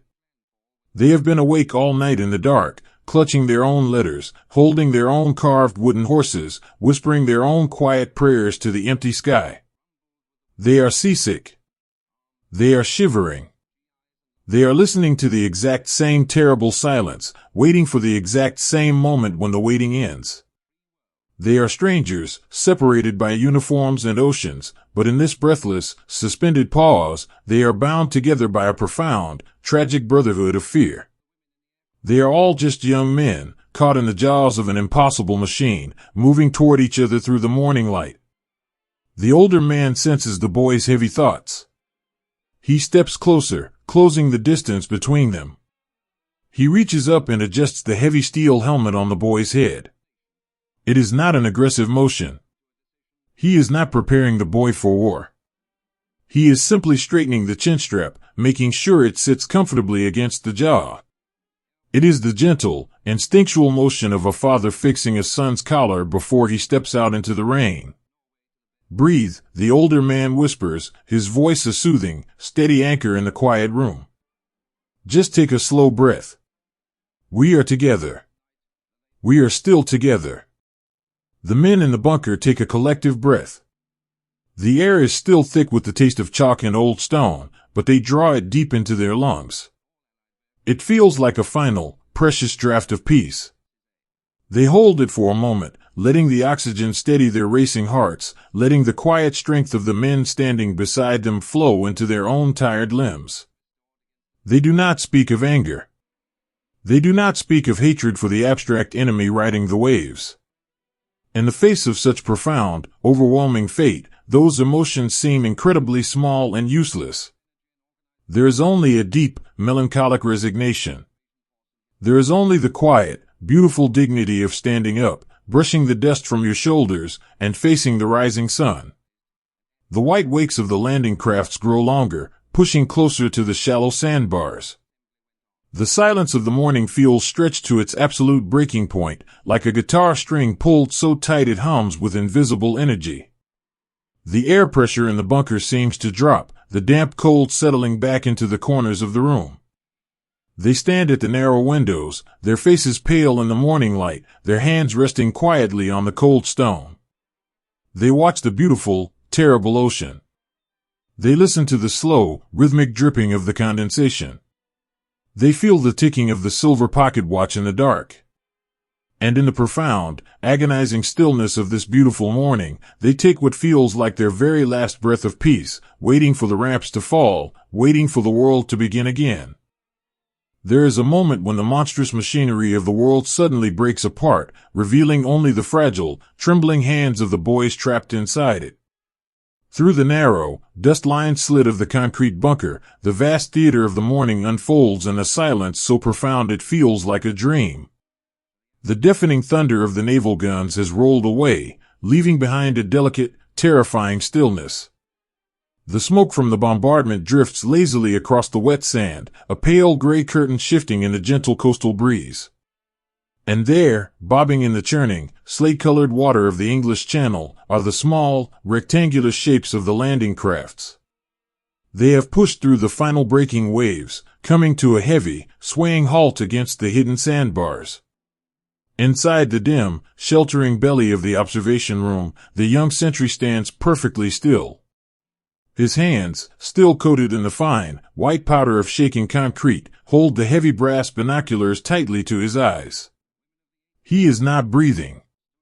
The entire bunker seems to have stopped breathing with him. The older soldier stands just behind his shoulder, a silent, grounding presence in the dark. The baker from Bavaria leans against the damp wall, his eyes fixed on the narrow sliver of light, his heart beating a slow, heavy rhythm against his ribs. They are waiting for the final illusion to break. For years, they have been told stories of a massive, faceless tide, an unstoppable, mechanical force that would one day rise from the ocean to swallow the coast.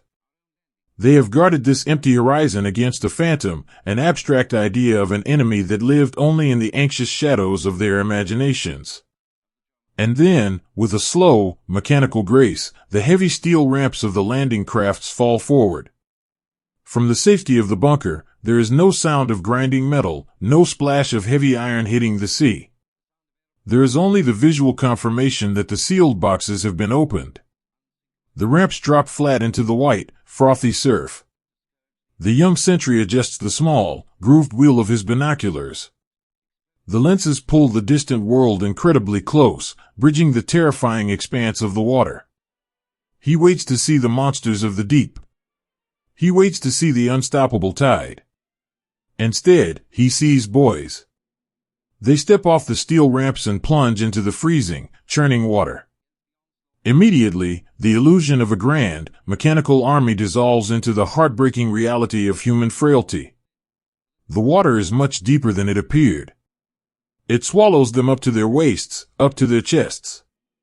The ocean, entirely indifferent to the wars of men, pushes against them with a massive, sweeping force. The sentry watches as a figure steps off the edge of the ramp and suddenly vanishes beneath the surface, pulled down by the sheer, unimaginable weight of his wet wool uniform and heavy canvas packs. A second figure immediately stops, reaching down into the churning water, abandoning his own balance to blindly grasp for his fallen companion. He pulls, his shoulders straining, until the first boy breaks the surface, gasping for the cold morning air, his helmet washed away by the tide. They cling to each other for just a moment in the swell. It is a tiny, desperate embrace in the middle of a vast and terrifying sea. The young German sentry lowers the binoculars an inch, the cold brass resting against his cheekbone. A deep, heavy ache blooms in the center of his chest. It is a profound, paralyzing sorrow. He understands exactly what he is looking at. He is not watching a conquered army, and he is not watching a conquering force. He is watching young men, exhausted, freezing, and deeply, overwhelmingly terrified.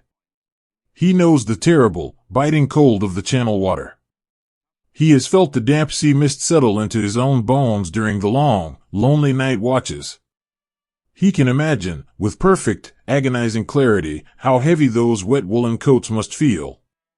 He can imagine the salt stinging their eyes, the desperate, burning exhaustion in their legs as they try to push through the heavy sand and the shifting current. They are not running forward with the fierce, romantic energy of a painted portrait. They are waiting, slowly, terribly slowly, leaning forward against the weight of the water, just trying to survive the ocean before they even reach the shore. The thick concrete walls of the bunker muffle the reality of the beach, creating a surreal, deeply melancholic detachment. It is like watching a silent film play out on a distant, silver screen. The separation makes the tragedy feel even more intimate. There is no noise to distract the mind, no shouting to mask the vulnerability of the human body. There are only the tiny, fragile shapes of men, entirely exposed. Beneath the vast, pale sky, the older soldier steps beside the young sentry, resting his elbows on the dusty ledge. He does not need binoculars to understand the weight of the moment. He looks at the slow-moving figures in the surf, and his eyes soften with a deeply paternal grief. He has carried his own rifle for too many years. He knows the terrible, lonely weight of a soldier's fear. They are so slow, the young sentry whispers. His voice is trembling, barely more than a breath passing over his lips. They can hardly walk. The water is cold, the older man replies softly, his voice a low, soothing rumble in the quiet room. And they are tired. They have been on the water all night. Just as we have been in the dark. The baker from Bavaria steps closer to the light. He looks down at his own dry, warm boots, and then out at the boys struggling in the freezing tide. He thinks of the small, quiet moments that must have brought them here. He thinks of the letters they must have written by dim, red lights in the bellies of their ships, just as he had written to his own mother by the light of a melting candle. He wonders if they folded their letters carefully. He wonders if they carried photographs of little girls in white christening gowns, tucked tightly against their freezing chests. The abstraction of the enemy has entirely evaporated, leaving behind a profound and agonizing mirror. The boys in the water are simply reflections of the boys in the bunker. They are mirrors of youth, of exhaustion, of quiet, private fears. They are far from the homes they love, caught in the exact same unstoppable tide of history, simply wearing a different shade of wet, heavy wool. Through the binoculars, the sentry watches a young man finally reach the very edge of the dry sand. The boy does not charge forward. He simply collapses to his hands and knees, letting the shallow water wash over his boots. His head hangs heavy between his shoulders, his chest heaving with the absolute, agonizing effort of just reaching the land. Another boy, wading past him, reaches out and briefly rests a hand on his shoulder, a fleeting, beautiful gesture of encouragement, a tiny spark of human kindness in the middle of a gray and terrifying morning. The sentry's finger rests gently against the cold steel of his weapon, but he does not move to raise it. A heavy, invisible weight presses down on his hands. How do you fire upon a mirror? How do you look into the absolute, naked vulnerability of another human being, struggling just to breathe, and pull the trigger? In this suspended, heartbreaking pause, the war entirely vanishes. There are no flags, no empires, no grand, sweeping maps of the continent. There is only the primal, deeply human sympathy for a stranger's suffering. The men in the bunker watch the figures in the surf with a quiet, reverent awe. They are bearing witness to the immense, tragic resilience of the human spirit. They are watching boys push themselves far beyond the limits of their own bodies, driven not by hatred, but by the desperate, simple desire to survive the next step. The air in the bunker is still thick with the chalky dust of the fallen ceiling. It smells of dry earth and old stone, a sharp contrast to the wet, churning world outside. The older soldier reaches out and gently takes the young sentry's hand, pulling it away from the cold steel. He holds the boy's trembling fingers in his own rough, calloused palm. It is an unspoken permission to simply watch, to simply feel the sorrow of the morning without the burden of action. "Look at them," the baker whispers, his voice thick with tears he will not let fall. "They are just boys. They are just like us." "Yes," the older man says softly, his eyes never leaving the struggling figures in the water. "They are just boys." The silence in the bunker stretches, filled only by the slow, rhythmic dripping of the condensation and the gentle, shared breathing of the men in the dark. They stand shoulder to shoulder, a tiny, buried community of watchers, offering a silent, heartbreaking communion to the strangers in the sea. They watch as the first lines of men slowly drag themselves out of the surf, their dark, wet uniforms entirely coated in the pale, clinging sand. They watch them stumble, fall, and help each other rise again. They watch the beautiful, agonizing fragility of life moving slowly across the beach.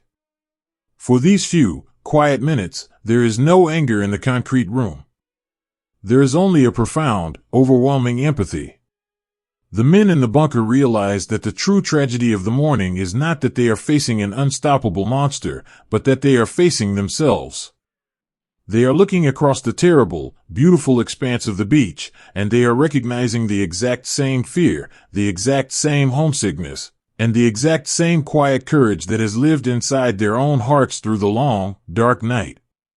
The young sentry finally lowers his binoculars, letting them hang heavily by the leather strap around his neck.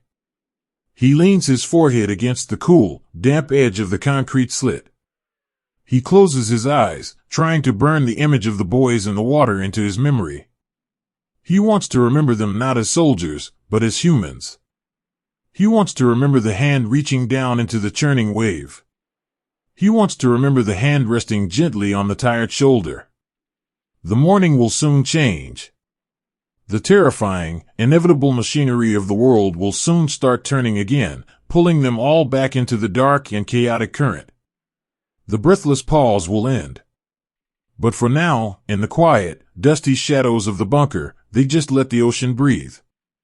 They hold onto each other, surrounded by the weeping walls of stone, and they offer a silent, gentle vigil for the tiny, fragile figures stepping out of the surf, taking their first, heavy steps onto the edge of the world. There is a moment when the world outside simply disappears, swallowed by a thick, swirling cloud of gray and gold. The ocean, which had been their constant, murmuring companion for so many long and lonely months, is suddenly gone. The narrow observation slit in the thick concrete wall, once a clear window to the vast and rolling horizon, has become a heavy, opaque frame.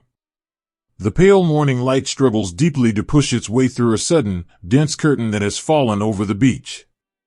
It is not the soft, poetic mist of the early dawn that they watched peel back just an hour ago.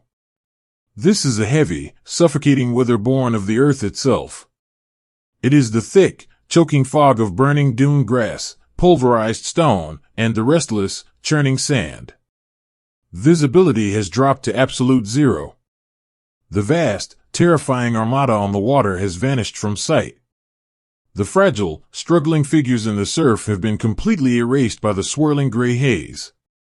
The wind off the channel catches the displaced sand, carrying it upward in violent, sweeping gusts and throwing it against the heavy concrete face of the bunker. If you close your eyes and listen, you can hear the sound it makes against the stone. It is a soft, continuous hissing. It sounds like a million tiny whispers rushing past the iron doors, a gentle, sweeping shhh, shhh, shhh that tries to lull the chaotic morning back to sleep. But the sand does not stay outside. It finds its way through the narrow gaps and the ventilation shafts, blowing into the dim, vaulted room like a dry, golden snow. It coats everything in its path. It settles onto the rough wool of the wooden cots.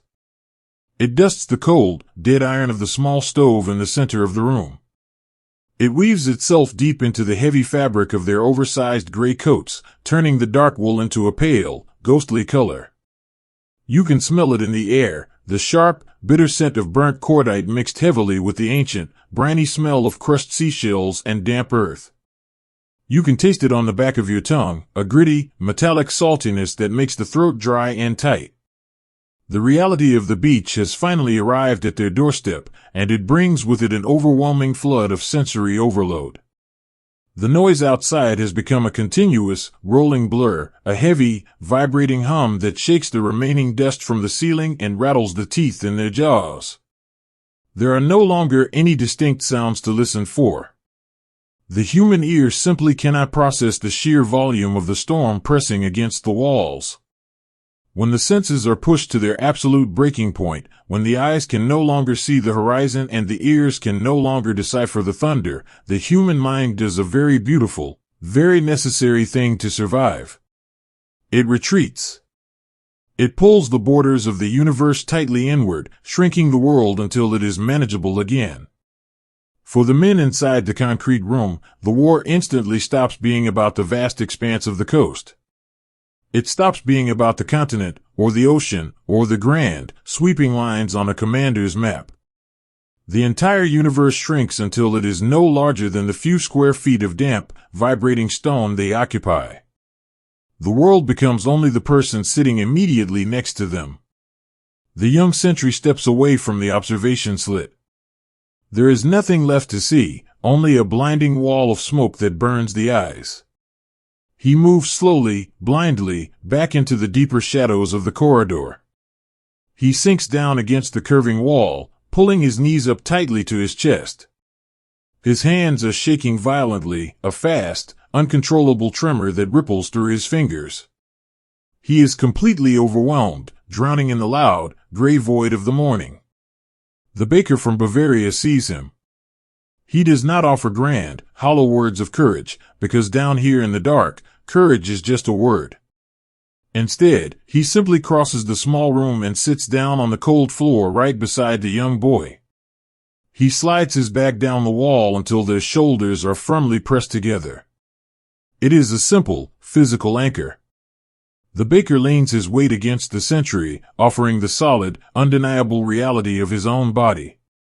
I am here, the pressure of his shoulder says. You are not floating away in the smoke. I am right here beside you. The sentry closes his burning eyes and leans his head against the baker's arm. He focuses entirely on the rhythm of the older man's breathing.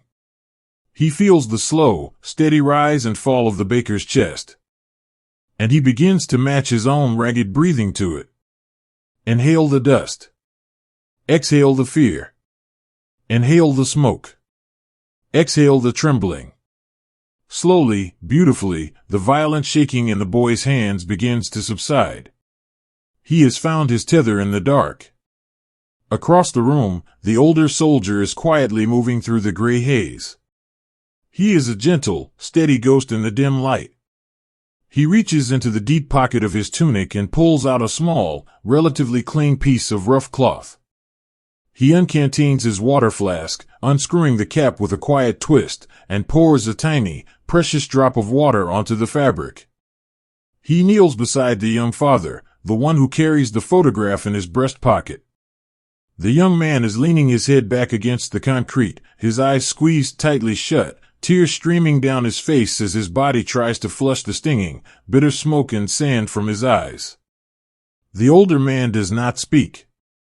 He simply reaches out with his large, calloused hand and gently tilts the young father's chin upward. With the damp, cool cloth, he begins to wipe the grit away from the boy's closed eyelids. His touch is incredibly light, softer than a breath. It is a gesture of profound, heartbreaking tenderness, the kind of quiet, maternal care that belongs in a peaceful nursery, not in the belly of a buried fortress. The young father lets out a long, trembling sigh as the cool water soothes his burning skin. He opens his eyes, blinking through the blur, and looks up at the older man's deeply lined, compassionate face. In this small, enclosed bubble of humanity, there are no ranks. There are no titles. There is only a father wiping the tears from a son's eyes while the world outside tears itself apart. With his vision cleared, the young father reaches a hand inside his coat, resting his fingers lightly against the folded photograph. He cannot take it out to look at it. The air is too thick, the light too dim, and the dust would ruin the delicate paper. But he does not need his eyes to see her. He closes his eyes again, leaning his head back against the wall, and consciously, deliberately, he builds a wall in his mind. He retreats into the absolute sanctuary of his memory. He imagines a quiet, sunlit garden behind his home. He builds it brick by brick, planting the soft green ferns and the climbing ivy. He imagines the smell of wet soil after a spring rain, actively replacing the bitter scent of the cordite in his nose. He pictures his daughter sitting on a woven blanket on the grass, her small hands reaching up to catch a drifting dandelion seed. If the outside world is made of chaos, smoke, and loud, vibrating terror, his internal world must be perfectly ordered, perfectly calm, and perfectly quiet. He wraps his mind completely around this beautiful image, wrapping himself in a cocoon of love that the sand and the smoke cannot penetrate. The bunker has ceased to be a weapon of war. It has become a lifeboat. It is a sealed capsule adrift in a violent, gray sea. The men inside are huddled together, riding the heavy waves of vibration and sound, entirely disconnected from the mechanics of the battle. They do not know what is happening on the beach. They do not know who is winning or who is losing. They do not know if the fragile figures in the surf have reached the dunes, or if the sea has swallowed them whole. The grand narrative of history has been completely paused, replaced by the profound, agonizing intimacy of simply enduring the next minute. The fine, golden sand continues to drift down from the ventilation shafts, settling over their boots, frosting their hair, and coating the rough wool of their shoulders. They look like statues slowly being buried by the earth. One of the boys softly begins to hum. It is a low, formless melody, just a vibration in the back of his throat. It is not a song with words, but a sound of self-soothing, like the quiet purr of an animal seeking comfort in a storm. The sound weaves through the heavy, dusty air, slipping beneath the muffled roar of the outside world. The man next to him picks up the note, adding his own low hum to the quiet chorus. Soon, the entire corner of the room is vibrating with this soft, shared melody. It is a deeply beautiful, entirely human response to the terrifying overload of the senses. They are creating their own sound to drown out the noise of the world. They are building a fortress of gentle vibration to push back against the violent shaking of the concrete. The older soldier sits back on his heels, resting his hands heavily on his knees. He looks around the small, dim room at his boys. He sees the baker holding the sentry's shoulder. He sees the young father smiling faintly in the dark, lost in the sunlit garden of his mind. He hears the soft, low humming that fills the dusty air. He feels a profound, sweeping wave of love for them. It is a quiet, aching love, born in the deepest shadows of the earth. In this blinding, choking haze, they have not broken. They have not turned entirely to despair. They have simply turned to each other.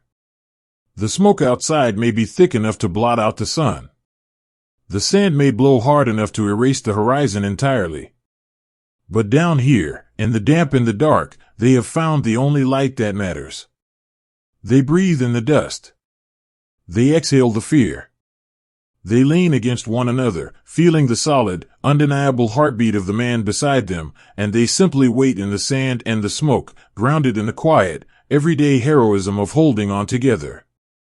There is a very particular, deeply melancholic sound when a heavy wooden box gives up the very last of its weight. The floor of the bunker is no longer the pale gray of swept concrete.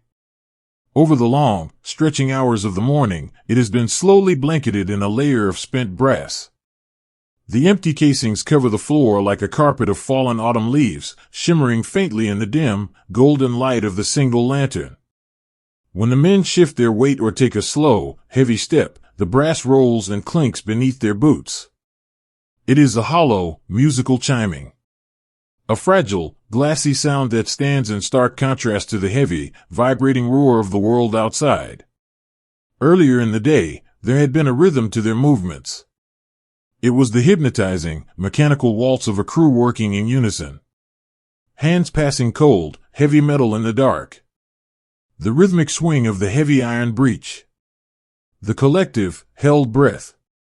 It was a cycle that kept their minds occupied, a physical task that pushed the terrifying reality of the morning into the far corners of their consciousness. While their hands were moving, they did not have to think. While the crates were full, the illusion of an impenetrable fortress remained perfectly intact. But the crates are no longer full. Watch the young sentry as he kneels beside the stack of rough-hewn wooden boxes. His face is smeared with soot and the pale, ghostly dust of the ceiling. He reaches his hand deep into the dark rectangular opening of the top crate, his fingers expecting the familiar, comforting weight of cold brass and steel. Instead, his fingertips brush against nothing but the rough, splintered grain of the wooden bottom. He sweeps his hand from corner to corner, a slow, disbelieving motion. Empty. He moves to the next crate, lifting the heavy wooden lid. Empty. He does not shout. He simply lets his soot-stained hand rest inside the hollow wooden box. The wood is warm from the ambient heat of the small room, and for a fleeting second, the sentry is transported far away from the coast. He remembers standing in his grandfather's cellar at the very end of a long, harsh winter, reaching into the large wooden apple barrel and finding only the rough bottom. He remembers that specific, sinking feeling in his stomach, the quiet realization that the harvest has finally run out, and the spring is still too far away. The bunker is running out of its harvest. The steady, comforting rhythm of the morning begins to falter, slowing down like the intricate gears of a beautiful pocket watch that has forgotten to be wound. The long pauses between their movements stretch out, filling the damp air with a heavy, creeping anxiety. With the physical labor slowing, the mind is given room to wander again, and the eyes begin to drift toward the heavy steel door at the back of the room. It is the door that leads to the long, curving tunnel, the tunnel that eventually opens up to the green fields, the villages, and the rest of the continent. For hours, they have harbored a quiet, desperate hope in the back of their minds. It was a silent prayer that if they just held on long enough, if they just endured the falling sky and the choking sand, the door would suddenly swing open. They imagined the sound of heavy boots echoing down the corridor. They imagined the sight of a familiar uniform, the voices of commanders bringing fresh supplies, bringing news, bringing the simple, profound salvation of not being alone. But the severed telephone wire still hangs lifelessly against the wall, its copper thread curling into the dust. The long, curving tunnel remains entirely submerged in shadows. No voices echo from the depths. No boots strike the stone. The realization does not arrive with a sudden crash. It creeps in slowly, like the damp chill of the ocean mist seeping through the concrete. It settles heavily onto their narrow shoulders and sinks deep into the marrow of their bones. They are not the vanguard of a massive, sweeping army. They are an island. They have been entirely cut off, swallowed by the morning, left behind in the dark belly of the earth. Help is not coming. The world has forgotten them. The baker from Bavaria sits back on his heels, wiping his dusty brow with the back of his forearm. He looks at the dwindling pile of ammunition, then looks at the empty black tunnel. The quiet despair that washes over him is not a frantic, screaming thing. It is a profound, melancholic sigh of the soul. He feels an immense, crushing exhaustion. The grand illusion of defending a continent has entirely faded away, replaced by the incredibly small, frantic instinct of pure survival. How do you stretch the final minutes? How do you make the last few ounces of metal hold back an entire ocean? He reaches down and picks up one of the spent brass casings from the floor. He rolls it slowly between his thumb and forefinger. The metal is still warm, radiating a gentle heat that reminds him of a small loaf of bread just pulled from the brick oven. He holds it with a strange, delicate reverence. It is a useless thing now, an empty shell, but it is proof that they fought against the tide. He carefully, deliberately sets the empty casing upright on the concrete ledge, refusing to simply drop it back into the pile.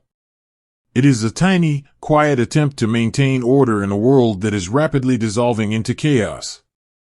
Across the room, the older soldier watches this. He sees the young men looking at the empty crates. He sees the hollow, haunted look settling into their eyes as the reality of their isolation takes root. He knows the terrible weight of this moment. He knows what happens to a man when the last thread of hope is quietly snipped away. He moves slowly through the dim light, his heavy boots carefully navigating the sea of rolling brass. He does not offer them false promises. He does not lie to them about the empty tunnel. Instead, he offers them the only truth he has left. He offers them himself. He stops beside the young father, whose hands are resting limply in his lap. The older man kneels down, his joints popping softly in the quiet room. He reaches out and takes the young father's soot-stained hands in his own. He holds them firmly, transferring the solid, undeniable warmth of his own body into the boy's trembling fingers. "We will be still now," the older man whispers, his voice a low, soothing rumble, like a gentle cello playing in the dark. "We will be quiet. We will save our strength." It is an incredibly beautiful, heartbreaking moment of permission. The older man is giving them the grace to stop fighting the inevitable. He is telling them that it is okay to let the heavy machinery rest, that they do not need to push themselves into the ground for a world that cannot even reach them on the telephone. The frenetic, desperate energy of the morning begins to drain away, replaced by a heavy, quiet stillness. The men slide down the curved walls, sitting close together on the cold floor. They pull their knees to their chests. The dwindling ammunition is forgotten. The empty crates are just wood again. They retreat entirely into the small, intimate circle of their own shared humanity. The young sentry leans his head against the older man's shoulder. He closes his eyes and listens to the hollow, musical clinking of the brass as someone shifts their weight in the dark. The sound is no longer a reminder of what they have lost. It becomes a gentle, melodic chime, a wind chime ringing softly in a deserted garden. The silence inside the bunker grows, creating a soft, padded buffer against the muffled roaring of the beach. The echoes in the room are hollow, yes, but they are peaceful. They are the echoes of men who have laid down their heavy burdens. They are alone in the earth, completely untethered from the world above, holding quietly onto the warmth of the shoulder next to them, wrapped in a tragic, beautiful resignation as they listen to the slowly falling sands of time. There is a slow, creeping weight that settles into a room when the very air itself begins to tire. For many long hours, the thick concrete walls have been a faithful shield, holding back the violent storm of sound and the terrible weight of the falling sky. But a bunker is a living, breathing thing. It requires the outside world to sustain it. High above their heads, hidden beneath the displaced earth and the churning dunes, the heavy steel grates of the ventilation shafts have slowly, quietly choked on the pulverized stone and the sweeping, golden sand. The invisible, mechanical lungs of the fortress have stopped pulling in the cold, salty breeze of the morning ocean. The bunker has been entirely sealed. Down in the dim, vaulted room, the transition is incredibly gradual. It does not arrive with a sudden gasp or a moment of panic. It is a slow, lethargic thickening of the atmosphere. The damp chill of the night, which had kept them shivering beneath their coarse woolen blankets, is entirely gone. In its place, a strange, stagnant warmth begins to bloom. It is the trapped, collective heat of their own bodies, unable to escape, mingling with the dry, chalky dust of the ceiling that still floats in the still air. Breathing becomes a conscious effort. You can no longer simply pull the air into your lungs without thinking. You have to draw it in, slowly and deliberately, feeling the heavy, bitter weight of it against the back of your throat. It tastes of ancient, turned earth, of burnt cordite, and of the fine, powdery gray concrete that coats their lips and their eyelashes. It is like trying to breathe through a heavy, woolen scarf. The single lantern, hanging from an iron hook in the corridor, senses the change before the men do. The flame, starved of the rich oxygen it needs to burn brightly, begins to shrink. The sharp, golden light softens, dimming into a deep, hazy amber. The shadows in the room grow longer, softer, stretching out across the floor like dark pools of water. And it is in this heavy, dim, and quiet warmth that the body finally begins to make its most primal, desperate demands. The terrifying adrenaline of the dawn has entirely burned away, leaving behind a profound, hollow exhaustion. And with that exhaustion comes the thirst. It is not the casual, passing thirst of a warm summer afternoon. It is a deep, aching dryness that settles into the very center of the chest. It is a physical toll collected by the terror, the dust, and the long, sleepless night. The mouth forgets the sensation of moisture. The tongue feels heavy, swollen, and coated in a layer of bitter grit. Swallowing becomes a slow, painful task. The young sentry sits with his back against the curving wall, his knees pulled up, his head resting heavily against the stone. His eyes are half closed, his chest rising and falling in a shallow, rhythmic pant. He reaches down to the heavy canvas belt around his waist. His fingers, still trembling slightly, find the smooth, dented aluminum of his field canteen. He unhooks it, his movements slow and dreamlike. He brings it to his lap. For a moment, he just holds it, feeling the weight of the metal. It is heartbreakingly light. He gently shakes it. There is no sound. There is no comforting, liquid slosh of water against the aluminum walls. It is a hollow vessel. He unscrews the small black cap anyway, the metal threads making a quiet, desperate scratching sound in the still room. He tips the canteen up, pressing the cold metal rim against his cracked, pale lips, tilting his head back until the flask is entirely vertical. He closes his eyes and waits. He waits for a miracle. He waits for a single, forgotten drop of condensation to roll down the inside of the metal and fall onto his tongue. But the canteen is bone dry. He lowers it slowly, letting it rest uselessly against his knee, too tired to even screw the cap back on. In the face of this absolute deprivation, the mind, ever a gentle protector, steps in to offer an oasis. If the body cannot have water, the memory will provide it. The baker from Bavaria leans his head back into the shadows. His throat burns, a dry, tightening ache. He closes his eyes and begins to actively push the dusty, smelling bunker out of his mind. He travels back to the mountains of his childhood. He builds the memory with vivid, breathtaking clarity.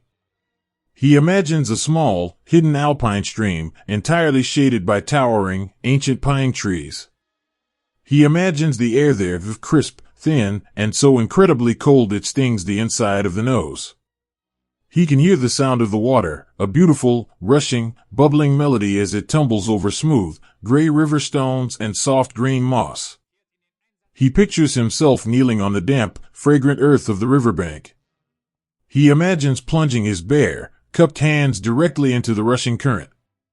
The water is glacial, shocking the skin, numbing the fingertips in an instant.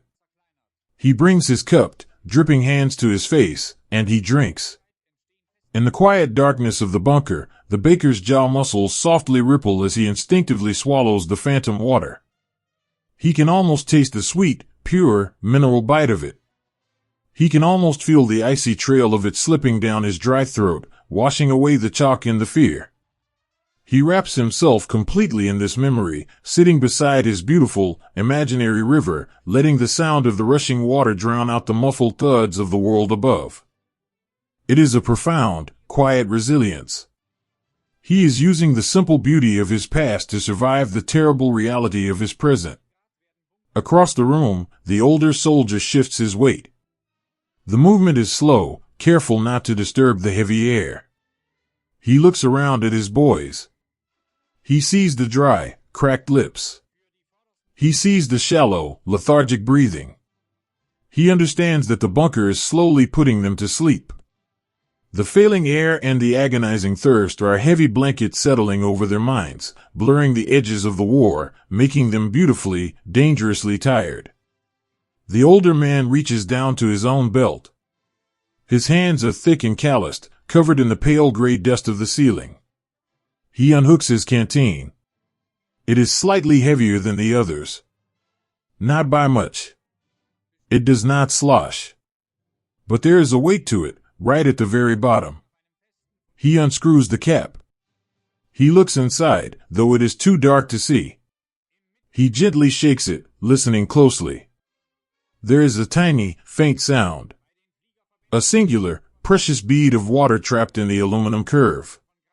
He does not bring the canteen to his own lips, though his own throat feels like cracked parchment. He does not even consider it. Instead, he crawls slowly across the floor, moving on his hands and knees over the scattered carpet of empty brass casings. The metal chimes softly beneath him, a delicate, glassy sound in the thick air. He stops beside the young sentry, the boy whose own canteen sits empty and forgotten on his lap. The older man reaches out and gently touches the boy's shoulder. The sentry slowly opens his eyes. They are heavy, clouded with exhaustion and the creeping lethargy of the thin air. Open, the older man whispers. His voice is a dry, rough rasp, barely carrying across the few inches between them. It is the sound of stones grinding together. The boy looks at the canteen in the older man's hand, and then up at the man's deeply lined, compassionate face. The boy understands the magnitude of this offering. In this buried, sealed room, that single drop of water is more valuable than all the gold on the continent. It is life itself. The young sentry slowly opens his mouth. The older man leans in close. His hand is perfectly steady. He tilts the aluminum canteen over the boy's parted lips. He holds it there, entirely patient, waiting for gravity to do its slow, agonizing work. They stay like that for a long, quiet moment. The old man holding the flask, the young boy waiting with his eyes closed. And then, it falls. A single, tiny drop of tepid, metallic-tasting water slips from the rim of the canteen and lands directly on the boy's dry tongue. The boy closes his mouth, his throat working to swallow the tiny trace of moisture. It is not enough to quench a thirst. It is not enough to rehydrate a tired body. But it is enough to soothe the soul. It is a holy communion in the dark. It is the absolute, purest distillation of human love, the willing sacrifice of one's own comfort, one's own primal need, for the sake of another. The older man smiles, a soft, weary crinkling around his eyes. He screws the cap back onto his empty canteen and sets it on the floor.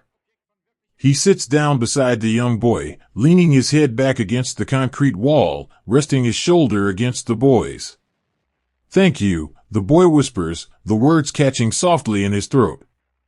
"Rest," the older man replies, closing his eyes. "Just rest." The physical toll of the bunker has entirely stripped away the grand illusions of their duty. They are no longer soldiers defending a line.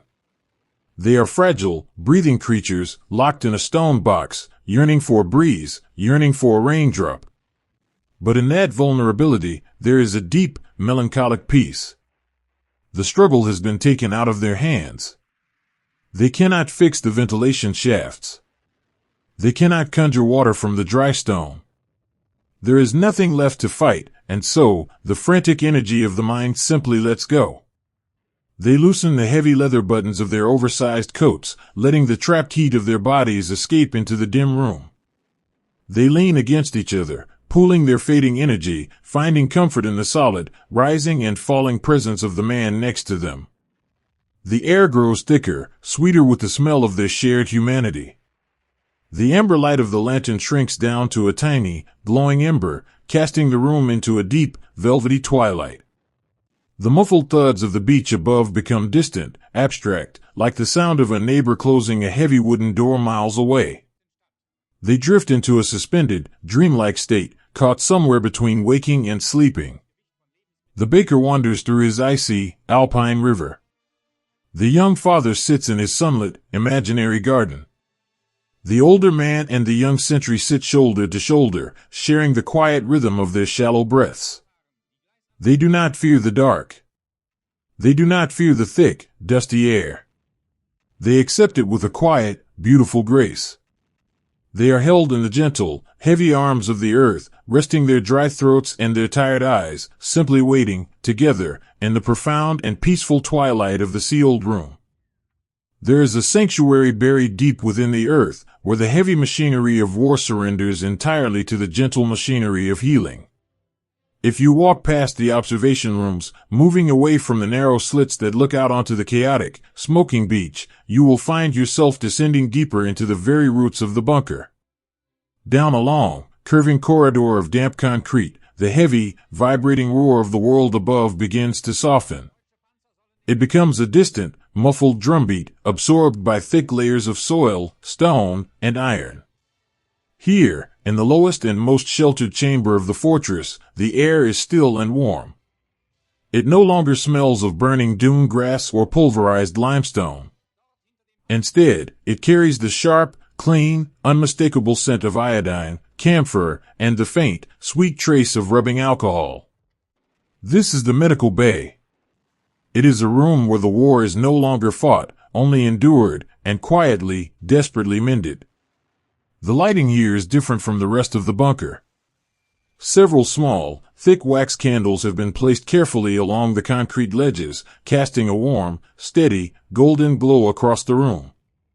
The shadows they throw are soft and wavering, creating an atmosphere that feels less like a military outpost and more like the quiet, hallowed nave of a small, forgotten chapel. In the center of this golden light moves a young man. Over the left sleeve of his oversized, dusty gray tunic, he wears a simple band of white cloth. Stitched into the center of that cloth is a cross of deep, vibrant red. In the dimness of the bunker, that simple geometry of color is the brightest thing in the world. It is not a symbol of empire, or a unit designation, or a marker of rank. It is a universal promise. It says, "I will not hurt you. I am here to catch you when you fall." He is the medic. Before he came to this coast, he was perhaps a student in a quiet university town, carrying heavy books under his arm through the autumn leaves. Now, he carries the heavy, beautiful burden of his brothers' lives. His hands are stained with the dark soil of the earth and the rust of the iron doors, but when he moves with an incredible, breathtaking gentleness. On a narrow wooden table in the center of the room lies a young soldier. His helmet is gone, revealing a head of damp, pale hair plastered against his forehead. He is shivering violently, his teeth chattering in the warm room. It is not the chill of the ocean that makes him tremble, but the profound, overwhelming shock of his own sudden fragility. Just moments ago, he was a guardian of the wall. Now, the armor has cracked, and he has been returned to the absolute vulnerability of a child. The young medic steps up to the table. He does not carry a weapon. He carries a small tin basin of precious water, a pair of cool steel scissors, and a roll of pristine white cotton. He leans over the shivering boy, his face catching the warm light of the candle. He offers a smile, a deeply tired, but boundlessly compassionate smile. "Hush now," the medic whispers, his voice a soft, flowing stream in the quiet room. "You are safe. The loud world cannot reach you down here. Just look at the light. Just breathe." With slow, deliberate movements, the medic takes the steel scissors and begins to carefully cut away the thick, ruined wool of the boy's tunic. He does not pull or tear. He moves with the reverence of someone unearthing a fragile, precious artifact. As the heavy gray fabric is peeled away, the boy lets out a long, ragged breath, the terrible weight of the uniform finally lifted from his narrow shoulders. The medic takes a small, rough cloth and dips it into the tin basin. The water is cool and clear. He wrings it out softly, the droplets falling back into the tin with a gentle, musical rhythm. Tap. Tap. Tap. He brings the damp cloth to the boy's face, slowly wiping away the mask of gray dust and soot that coats his cheeks and his closed eyelids. It is a quiet, beautiful baptism. With every stroke of the cloth, he is washing away the soldier, washing away the terror of the morning, and leaving only the soft, innocent face of a boy who is very far from home. The wounded boy reaches out with a blind, trembling hand. His fingers grope the empty air for a second before they find the medic's sleeve. He grips the ruffle tightly, holding on with a desperate, anchoring strength. "Will I go home?" the boy asks. His voice is a fragile, broken thread, barely a whisper against the distant thud of the artillery. The medic does not look away. He places his own warm hand gently over the boy's trembling fingers. "Yes," he whispers back, his voice steady and full of absolute certainty. "Your war is over now. You have done your part. You are going home. You are going to sit in the garden and feel the sun on your face. It does not matter if it is a truth or a beautiful, soothing lie. In this dark room, comfort is the only medicine that truly matters. The promise of home is a salve that heals the invisible wounds of the heart." The boy's grip on the sleeve loosens slightly, his ragged breathing beginning to slow as he wraps his mind entirely around the warm, golden image of his mother's garden. The medic reaches for the roll of white cotton. In the dusty, gray, and shadowed world of the bunker, the bandage is blindingly clean. He begins to unroll it, wrapping it gently around the boy's shoulder. Round and round. The motion is hypnotic, a rhythmic, binding embrace. With every pass of the white cloth, he is pulling the broken pieces back together. He is physically binding the boy to the earth, anchoring him to life. The pristine white cotton covers the injury, hiding the reality of the war beneath a layer of pure, clean comfort. From the shadowy corridor, the older soldier steps quietly into the medical bay. He has left his rifle leaning against a wall somewhere far away. He walks over to the wooden table, his heavy boots making no sound. He looks down at the young boy on the table, and then across to the exhausted medic. A look of profound, silent understanding passes between the two men. They are the caretakers in the dark. The older man pulls up an overturned wooden ammunition crate and sits down beside the boy's head. He reaches out with his large, broad hands and takes the boy's uninjured hand in his own. He holds it tenderly, rubbing his heavy thumb in slow, soothing circles across the boy's knuckles.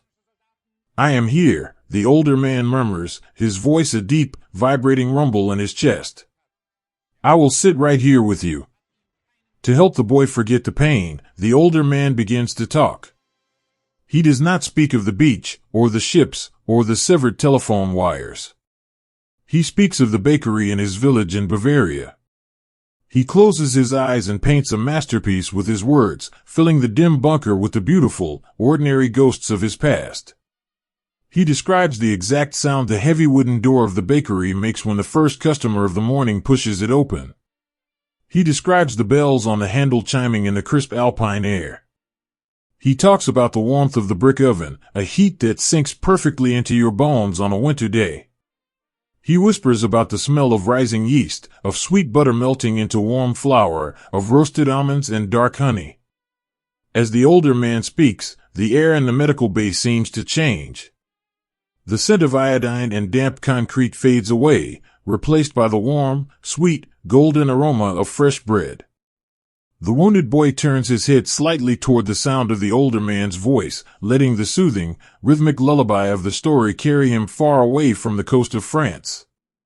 While the older man spins his beautiful tapestry of memories, the medic opens a small, folded paper packet. In the flickering candlelight, he produces a tiny glass syringe. It is time for the final, most profound grace he can offer. He leans down, offering a quiet, almost imperceptible pinch against the boy's skin. Then, he slowly depresses the plunger. The morphine enters the blood like a warm, heavy river. Watch the boy's face as the medicine begins its slow, merciful work. The tight, agonizing lines of pain etched deeply across his forehead begin to smooth away, dissolving like sugar in warm tea. The frantic, shallow panting in his chest deepens into a long, slow, rhythmic sigh.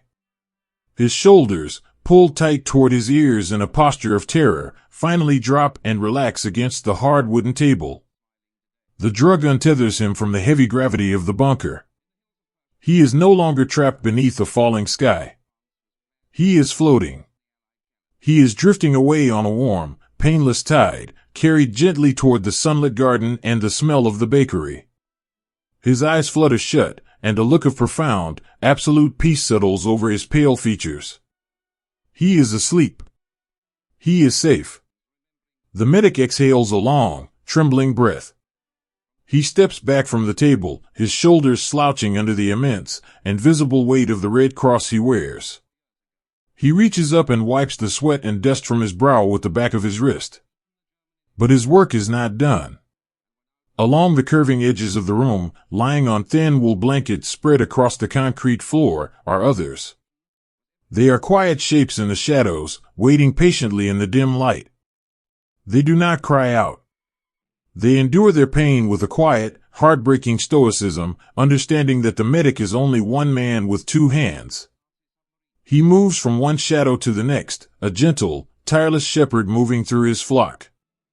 He kneels beside a boy whose eyes are squeezed shut, pressing a cool, damp cloth to a feverish forehead. He leans over another, bringing a tin cup of water to dry lips, letting a few precious drops fall to wet the tongue. In the furthest corner, a young soldier lies very still, clutching a folded piece of paper to his chest. It is a letter from home, the edges worn soft from being touched 1,000 times in the dark. The medic kneels beside him and sees that the boy is too weak to hold the paper upright.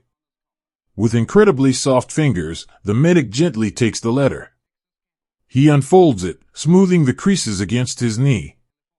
He leans down, his ear close to the boy's face, and in a soft, whispering voice, he begins to read the words aloud. He reads the words of a mother talking about the harvest. He reads about the old dog sleeping by the hearth.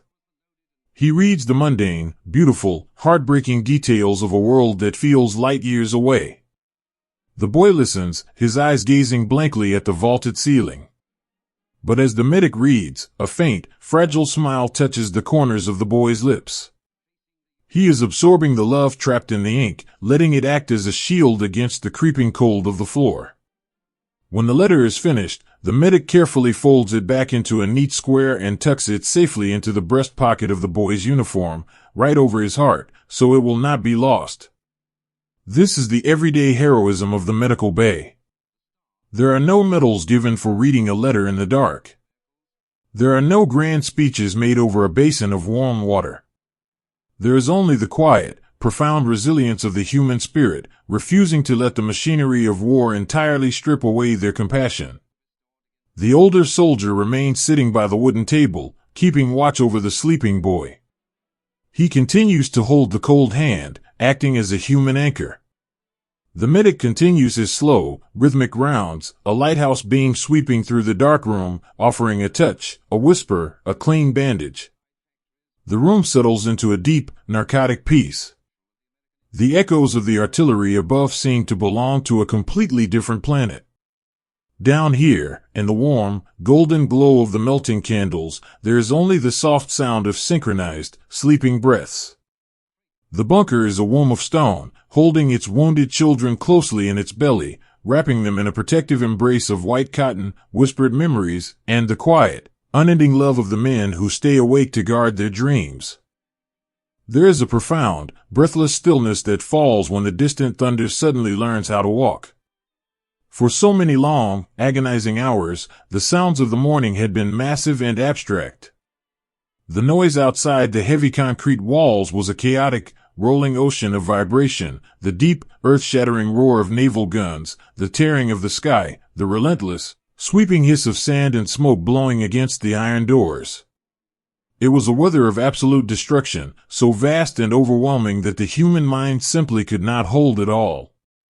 The men in the bunker had survived by retreating inward, by hiding in the deepest shadows of the room, listening to the muffled, vibrating hum of a world tearing itself apart somewhere far away.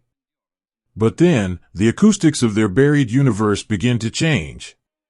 The heavy, continuous roar begins to fragment. The sweeping noise of the beach seems to pull back, just a little, leaving behind a sudden, terrifying clarity in the air directly above them. And then, it happens. A sound so small, so distinct, and so incredibly intimate that it stops the breath in their throats. Scrape. It is the sound of heavy leather and hard nails grating against the poured concrete of the roof. It is followed by a dull, heavy thud. And then another. And another. It is a slow, methodical, deeply exhausted rhythm. Footsteps. They are directly above the ceiling. Inside the dim, dusty belly of the bunker, every single movement freezes. The men do not reach for their rifles. They do not scramble for the remaining, empty brass casings on the floor. Instead, as if guided by a single, invisible string, every head in the room slowly tilts upward. They stare at the curved, weeping stone of the ceiling. The ceiling has been their faithful, silent guardian all through the long night and the terrifying dawn. It has taken the weight of the falling earth and the shock waves of the artillery, shedding its fine, gray dust like snow, but never breaking. It was their shield. It was the impenetrable shell that kept the violent world firmly on the outside. But with the arrival of those slow, heavy footsteps, the illusion of the fortress instantly evaporates. The concrete no longer feels like a shield. It feels like a lid. A sudden, breathless wave of claustrophobia sweeps through the damp room. The curved walls seem to inch forward in the dim light. The heavy iron doors feel impossibly thick, completely immovable. The air, already stale and choked with the chalky dust of pulverized stone, suddenly feels far too thin to sustain them. They are no longer soldiers defending an outpost on the edge of the continent. They are boys trapped in a sealed stone box beneath the earth. The realization of what those footsteps mean washes over them in a quiet, deeply melancholic tide. The line has been breached. The impossible, staggering distance between the churning surf and the high, grassy dunes has been crossed. The tiny, fragile figures they had watched struggling in the freezing waves, the boys pulling each other from the water, falling in the sand, and pushing forward against the wind, have arrived. The ocean has finally climbed the cliffs. Up on the roof, the footsteps grow louder. There is more than one set now. They are walking slowly, their boots scuffing heavily against the concrete and the exposed iron rebar. They sound so incredibly tired. Every step carries the immense, dragging weight of wet wool, heavy canvas, and absolute exhaustion. The baker from Bavaria sits against the wall, his eyes fixed on the ceiling. He does not feel a surge of anger toward the heavy boots walking across his roof. He feels a strange, heartbreaking sense of awe. He remembers watching them in the water. He remembers how impossibly far away they seemed, how vulnerable they looked against the massive, sweeping current of the channel. And now, here they are. They have survived the fire and the water, and they are standing right above his head. He imagines the boy taking those steps. He imagines a young man, shivering in his soaked uniform, his lungs burning, his hands shaking just as violently as the hands of the boys down here in the dark. They are separated by only a few feet of poured stone and damp earth, yet they are experiencing the exact same profound, terrifying moment. They are two mirrors facing each other in the morning light, perfectly reflecting the same exhaustion, the same fear, and the same desperate desire simply to live through the day. A small cluster of gray dust shakes loose from the ceiling, dislodged by the weight of a heavy boot. It drifts down through the warm, golden light of the single flickering lantern. It falls like a gentle, silent snow, landing softly on the upturned face of the young sentry. The boy does not blink. He is paralyzed by the sudden, immediate reality of the sound. The war is no longer a shadow on the horizon or a flash of light on the water. The war is a physical weight pressing down on the roof. His chest begins to heave, his breathing growing shallow and fast. He pushes his back hard against the concrete wall, as if he could somehow melt into the stone and disappear entirely from the earth. The whites of his eyes gleam in the dim light, wide and searching, looking for a way out of a room that has no doors left to open. The older soldier, the quiet father of the dark, sees the rising tide of panic threatening to pull the young boy under. He moves with a slow, deliberate calmness, his heavy boots making no sound as he crosses the floor. He kneels down directly in front of the sentry, blocking the boy's view of the ceiling, replacing the terrifying, invisible sound with the solid, undeniable reality of his own face. The older man reaches out and takes the boy's trembling hands in his own. His grip is firm, warm, and deeply grounding. "Look at me," the older man whispers. His voice is a low, soothing rumble, softer than the footsteps above, yet carrying a weight that anchors the boy to the floor. "Do not look at the ceiling. Look at me." The young sentry forces his gaze down, meeting the older man's deeply lined, compassionate eyes. "They are just walking," the older man says softly, his thumbs gently smoothing the rough, dusty skin of the boy's knuckles. "It is only the sound of boots. We are still here. We are still breathing. Take a breath with me." Slowly. The older man inhales, a long, deep, exaggerated breath, pulling the dusty air into his broad chest. The young boy watches him, and instinctively, his own lungs follow the rhythm. He inhales. He exhales. The frantic, rabbit-like fluttering in his chest begins to slow. The older man does not let go of his hands. He stays there, a human anchor in the middle of a shifting world, holding the boy steady as the heavy boots continue their slow, searching dance across the roof. In the corner of the room, the young soldier with the carved wooden horse presses himself tightly into the angle of the walls. He brings his knees up to his chin and buries his face in his folded arms. He holds the tiny birchwood carving so tightly that the smooth edges press painfully into the palm of his hand. He cannot bear to listen to the scraping on the ceiling. It is too close. It is too real. So, he closes his eyes and consciously, desperately, turns the volume of the world down. He retreats to the porch of his grandfather's home in the mountains. He forces himself to hear the wind whispering through the high pine branches instead of the wind howling through the ventilation shafts. He focuses entirely on the smell of fresh wood shavings and the warmth of the late afternoon sun on his face. He builds a fortress of memory so thick and so beautiful that the sounds of the boots simply cannot penetrate it. He hides inside his own heart, waiting patiently for the terrifying present moment to simply pass him by. And then, a new sound drifts down into the bunker. It does not come through the thick concrete of the roof, but down through the heavy steel grate of the ventilation pipe. It is a voice. It is muffled, distorted by the metal and the trapped sand, but it is undeniably human. It is a voice calling out to someone else, speaking in a language they do not understand. The syllables are strange, rolling differently off the tongue, carrying the cadence of a world far across the water. But it is not the words that matter, it is the tone.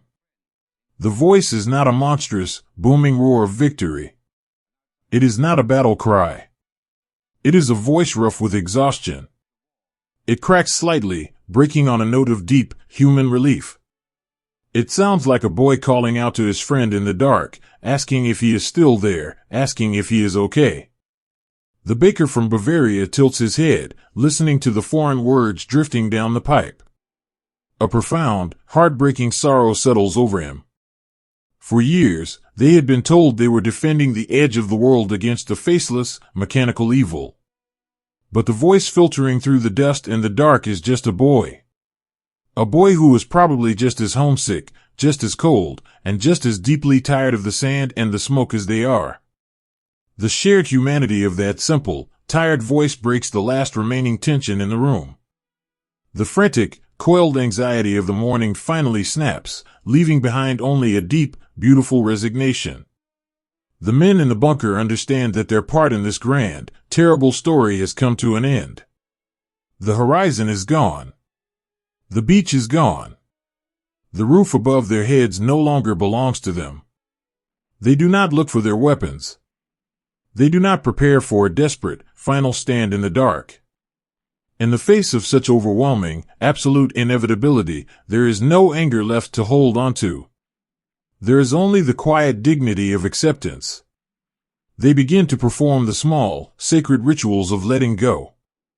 The baker reaches up and carefully buttons the top collar of his gray tunic, smoothing the heavy wool across his chest. He wipes the thickest layer of gray dust from his sleeves, wanting to look presentable, wanting to meet the changing of the world with whatever small measure of grace he has left. The young father reaches into his pocket, his fingertips brushing against the folded photograph of his daughter. He does not pull it out. He simply leaves his hand resting over his heart, making a silent, beautiful promise to the image that he will do everything in his power to step out of this dark room and walk back into the sunlight toward her. The young sentry, still sitting before the older man, finally releases a long, trembling sigh. His hand stops shaking. He looks around the dim, golden light of the bunker, looking at the faces of the men who have held him, comforted him, and shared their precious water with him through the longest night of his life. They are a family forged in the deep earth, bound together by the dust and the quiet, everyday heroism of their shared endurance. The footsteps on the roof slowly move away from the center of the ceiling, drifting toward the edge of the concrete embankment, near the buried entrance of the long tunnel. The scraping of the leather fades back into the muffled, continuous roar of the morning. But the silence they leave behind inside the room is profound. It is the silence of a clock that has finally stopped ticking. The men remain seated on the floor, leaning against the damp walls, entirely at peace with the dark. They have survived the falling of the sky. They have survived the choking sand. They have listened to the footsteps of the world walking directly over their heads, and they have not broken. They wrap their oversized coats tightly around their shoulders, holding onto the lingering warmth of the room. They close their eyes, listening to the slow, rhythmic dripping of the condensation from the ceiling. Tap. Tap. Tap. They are no longer soldiers defending a continent.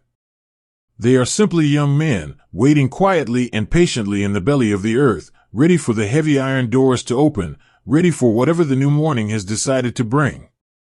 A single, quiet breath can carry the weight of an entire lifetime when it is the breath that finally chooses to let go. Inside the deepest chamber of the bunker, the air has grown incredibly still. The echoing, heavy boots that had scraped across the concrete roof have moved on, continuing their slow, exhausted march inland, leaving behind a silence so dense and profound it feels like a physical object pressing against the chest. The walls of poured stone, which all through the long night had felt like a protective mother's embrace, now feel like the heavy, sealed sides of a forgotten vault. They have held the line. They have endured the rolling thunder and the falling sky, the choking, golden sand, and the terrible, aching thirst of the dark. But the world directly above their heads has changed hands. The ocean has finally claimed the cliffs. Look at the faces of the young men bathed in the dim, flickering, amber light of the dying lantern. There is no anger left in their eyes. There is no frantic, desperate desire to hold onto a ruined, smoking beach.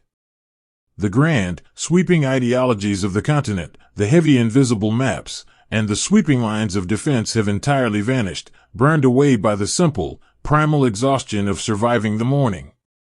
The older soldier, the quiet, gentle father of the dark, looks slowly around the room. He looks at the young sentry, whose pale face is heavily streaked with chalky dust and the clean, shining tracks of dried tears.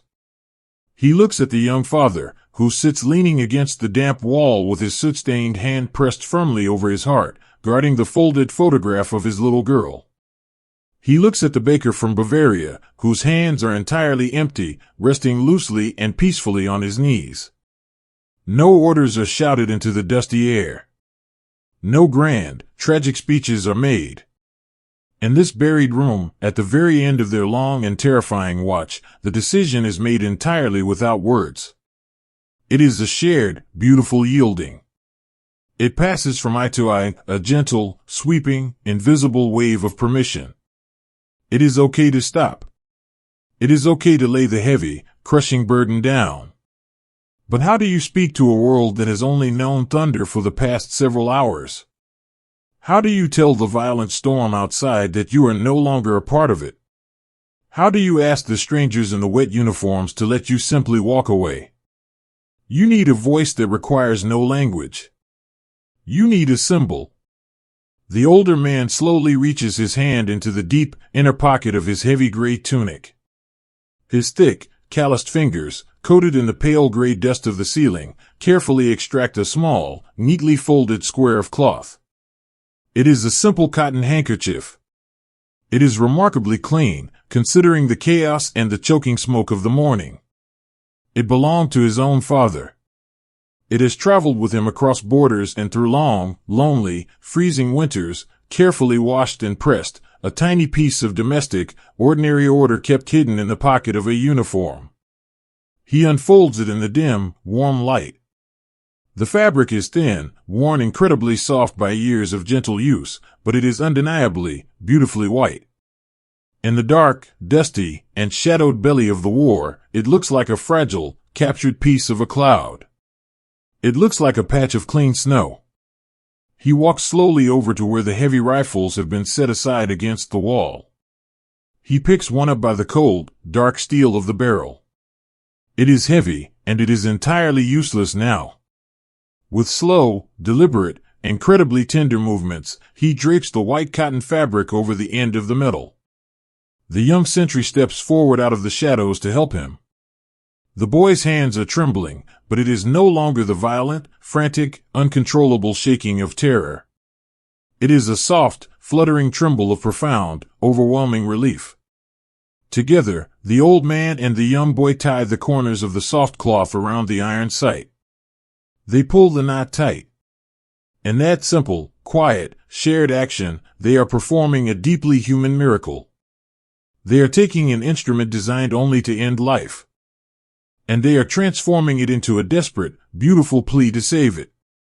The heavy iron of the rifle ceases entirely to be a weapon. It becomes a fragile, silent flagpole for a new, quiet dawn. As the knot is secured, a physical change sweeps through the entire bunker. You can actually see the heavy, invisible armor falling away from their narrow shoulders. The baker from Bavaria lets out a long, shuddering sigh, his head falling back against the damp concrete, his eyes drifting shut. He smiles, a soft, weary, deeply beautiful smile. He will see his ovens again. He will smell the rising yeast, the roasted almonds, and the warm, golden honey. He will walk the familiar cobblestone streets of his village and listen to the bells chime in the crisp alpine air. The impossible, crushing wall of the future has suddenly opened up, revealing the soft, gentle light of tomorrow. The young father leans forward, burying his face in his hands, and allows a single, fresh tear to slip down his cheek, cutting a clean path through the gray dust. He whispers his daughter's name into the quiet, stale air. He is going to meet her. He is going to feel her tiny hands wrap around his finger. He is going to sit with her in the sunlit garden of his memory, but it will no longer just be a memory to hide inside. It will be real. The physical release is absolute, melting into their bones like warm water. For months, they have carried the agonizing, tightly coiled tension of the watch. They have kept their eyes fixed on the empty sea, their muscles permanently braced, their hearts beating a frantic, exhausting rhythm against the fear of the unknown. To finally surrender is not a defeat of the soul. In this dark, dusty room, it is the ultimate victory of the heart. It is the brave, beautiful, and desperately human choice to walk away from the fire and return to the soft, ordinary grace of living.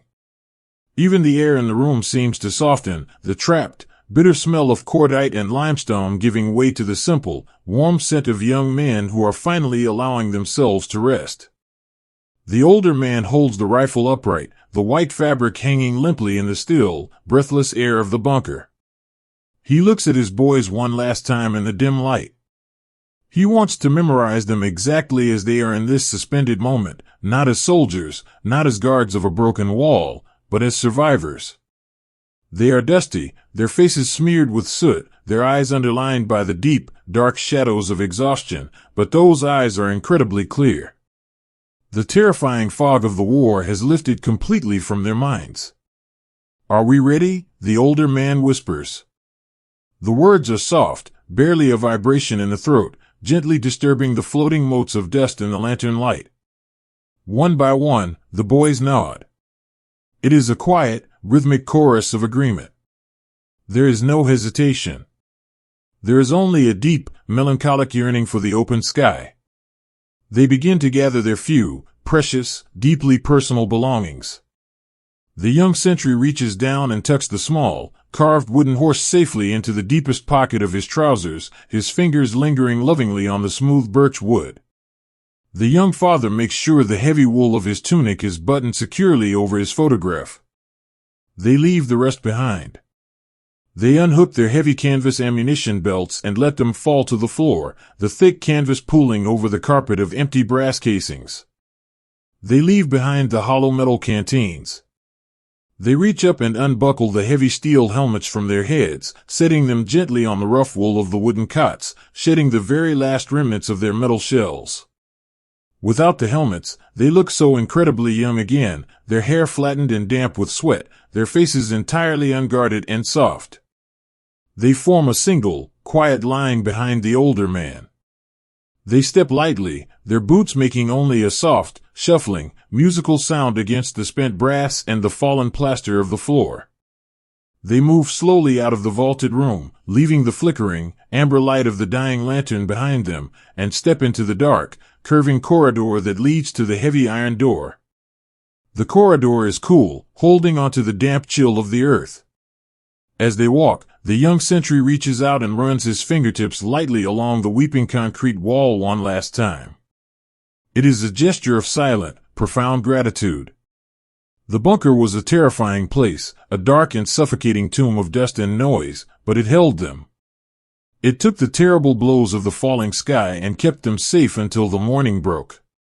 They are leaving it now, abandoning it to the ghosts, the lingering smoke, and the drifting sand, but they will never forget the protection of its thick, heavy gray arms.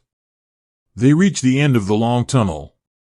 Before them stands the massive steel door, bolted shut, separating their buried, quiet world from the bright, chaotic, and entirely changed morning above. The older man steps up to the door and rests his large, bare hand on the heavy, rusted iron wheel of the locking mechanism. The metal is cold against his palm, rough and unforgiving. He pauses. He takes a slow, deep breath, tasting the dry dust and the heavy history of the long night one final time. He looks back over his shoulder at the young sentry, at the baker, at the father, standing directly behind him in the shadows. He offers a slow, reassuring, incredibly tender blink. The boys nod back. Their faces are pale in the darkness, but they are entirely at peace. This is the very edge of the threshold. Behind them lies the dark, the fear, the endless waiting, the terrible thunder, and the agonizing thirst. Before them lies the complete unknown, a world occupied by strangers who have waded through the freezing surf, a beach covered in smoke, a horizon forever altered by the tide. But whatever is waiting for them on the other side of that heavy iron door, they will walk out to meet it as living men. The white fabric droops from the barrel of the rifle, a fragile, simple piece of worn cotton that smells faintly of a quiet home they can barely remember. But in the hearts of the boys standing in the dark, it is the most powerful thing they have ever held in their hands. It is a tiny, perfect sail, ready to catch the very first gentle breeze of a brand new life. The older man tightens his grip on the cold iron wheel. The decision is made. The terrifying fight is over. They are simply going home. To step out of the dark after a long, terrible night is to be born into the world all over again. At the end of the long, curving tunnel, the heavy iron door stands as the final barrier between the buried past and the blinding, uncertain future. The older soldier rests his large, bare hands against the cold, rusted metal of the locking wheel. He does not turn it immediately. He simply leaves his hands there for a moment, letting the rough texture of the iron ground him, feeling the absolute stillness of the boy standing closely behind him in the shadows. He takes one last, slow breath of the bunker air. It is heavy with the chalky dust of pulverized concrete, the bitter scent of spent brass, and the lingering, sweet aroma of melting candle wax from the medical bay. It is the smell of survival. It is the scent of the womb that held them safe while the sky fell. And then, he begins to push. The rusted iron protests, letting out a long, low, scraping groan that echoes down the damp corridor. It is a mournful sound, the fortress reluctantly giving up its hold on the men it was built to protect. The wheel turns, slowly, heavily, grinding against the salt and sand that have wedged into its grooves over the long months of the coastal winter. With a final, echoing click, the heavy locking mechanism disengages. The seal is broken. The older man leans his broad shoulder against the thick metal, throwing his tired weight into the effort. The door swings outward on its heavy hinges, pushing through the layer of golden sand that has piled against it during the morning storm. Instantly, the dark, sealed universe of the tunnel is shattered. It does not happen with a gentle transition. The light rushes into the subterranean darkness like a physical wave, a brilliant, blinding flood of pure white. For hours, the eyes of the boys have been conditioned to the absolute, suffocating pitch black, trained to seek out only the faint, amber glow of a single lantern or the tiny red ember of a dying stove. This sudden morning sunlight is a shock to the senses. It is agonizingly bright. The young sentry recoils instinctively, throwing his forearm over his eyes, squeezing his eyelids tightly shut as a sharp ache blooms behind his temples. The light pierces through his fingers, painting the inside of his eyelids a deep, brilliant crimson. His eyes begin to water, hot tears tracing new, clean lines through the heavy layer of gray dust and soot that coats his face. But even with his eyes closed, the world outside begins to rush in. The first thing they feel is the wind. Down in the bunker, the air was entirely stagnant, trapped and thick, moving only when a man shifted his weight or let out a sigh. But here, standing on the threshold, the wind is alive. It sweeps down the corridor, catching the heavy wool of their oversized coats and making them flutter. It is a cool, restless breeze blowing off the churning waters of the channel. It carries the sharp, unmistakable scent of salt and seaweed, cutting cleanly through the bitter smell of burning cordite that hangs over the beach. The older man steps forward. His heavy boots crunch against the sand that has drifted over the concrete sill. He walks out of the shadow of the doorway and steps fully into the morning. He holds the heavy steel rifle upright, elevating the small, white cotton handkerchief tied to its barrel. The wind catches the fabric immediately, snapping it gently against the gray sky. It is such a frail, quiet symbol, a tiny patch of domestic cloth waving above a ruined landscape, offering a profound and desperate plea for peace. Slowly, carefully, he raises his other hand empty into the air. To raise your hands in the middle of a war is an act of terrifying, absolute vulnerability. It goes against every instinct of self-preservation. It is the physical unspooling of defense. By lifting his arms, the older man opens his chest, exposing his heart to the vast, open world. He is stripping away the armor of the soldier and presenting himself simply as a man, empty-handed, asking the universe for mercy. The young sentry follows him, stepping nervously over the threshold. His boots leave the hard, flat concrete and sink into the soft, shifting earth outside.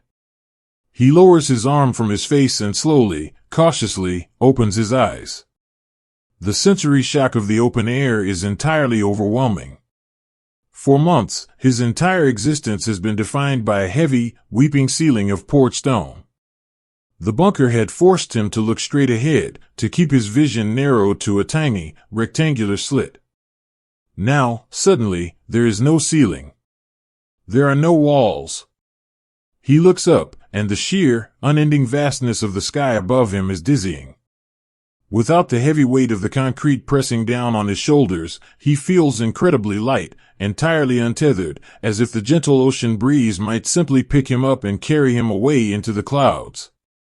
He sways slightly on his feet, his mind struggling to comprehend the massive, open space. He raises his hands, mirroring the older man. His fingers are trembling, coated in the pale white dust of the ceiling.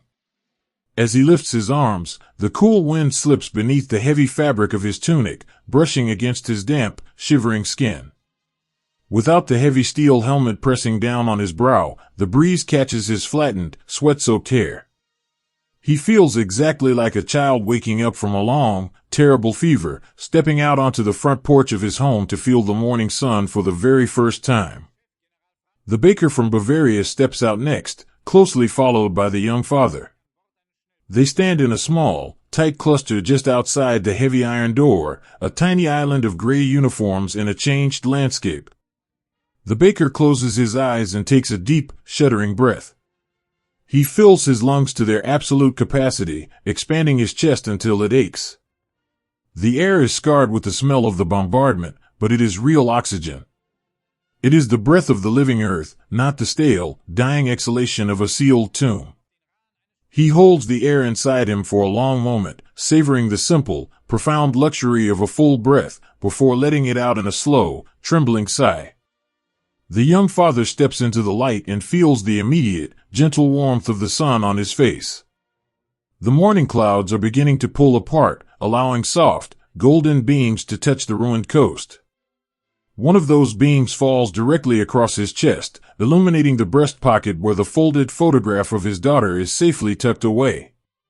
He cannot touch the pocket now, because his hands are raised high above his head, but he can feel the warmth of the sun sinking through the heavy wool, resting directly over his heart. It feels like a beautiful, silent blessing. It feels like a promise kept. They stand completely exposed, wrapped in a silence that feels heavier than the thunder they left behind.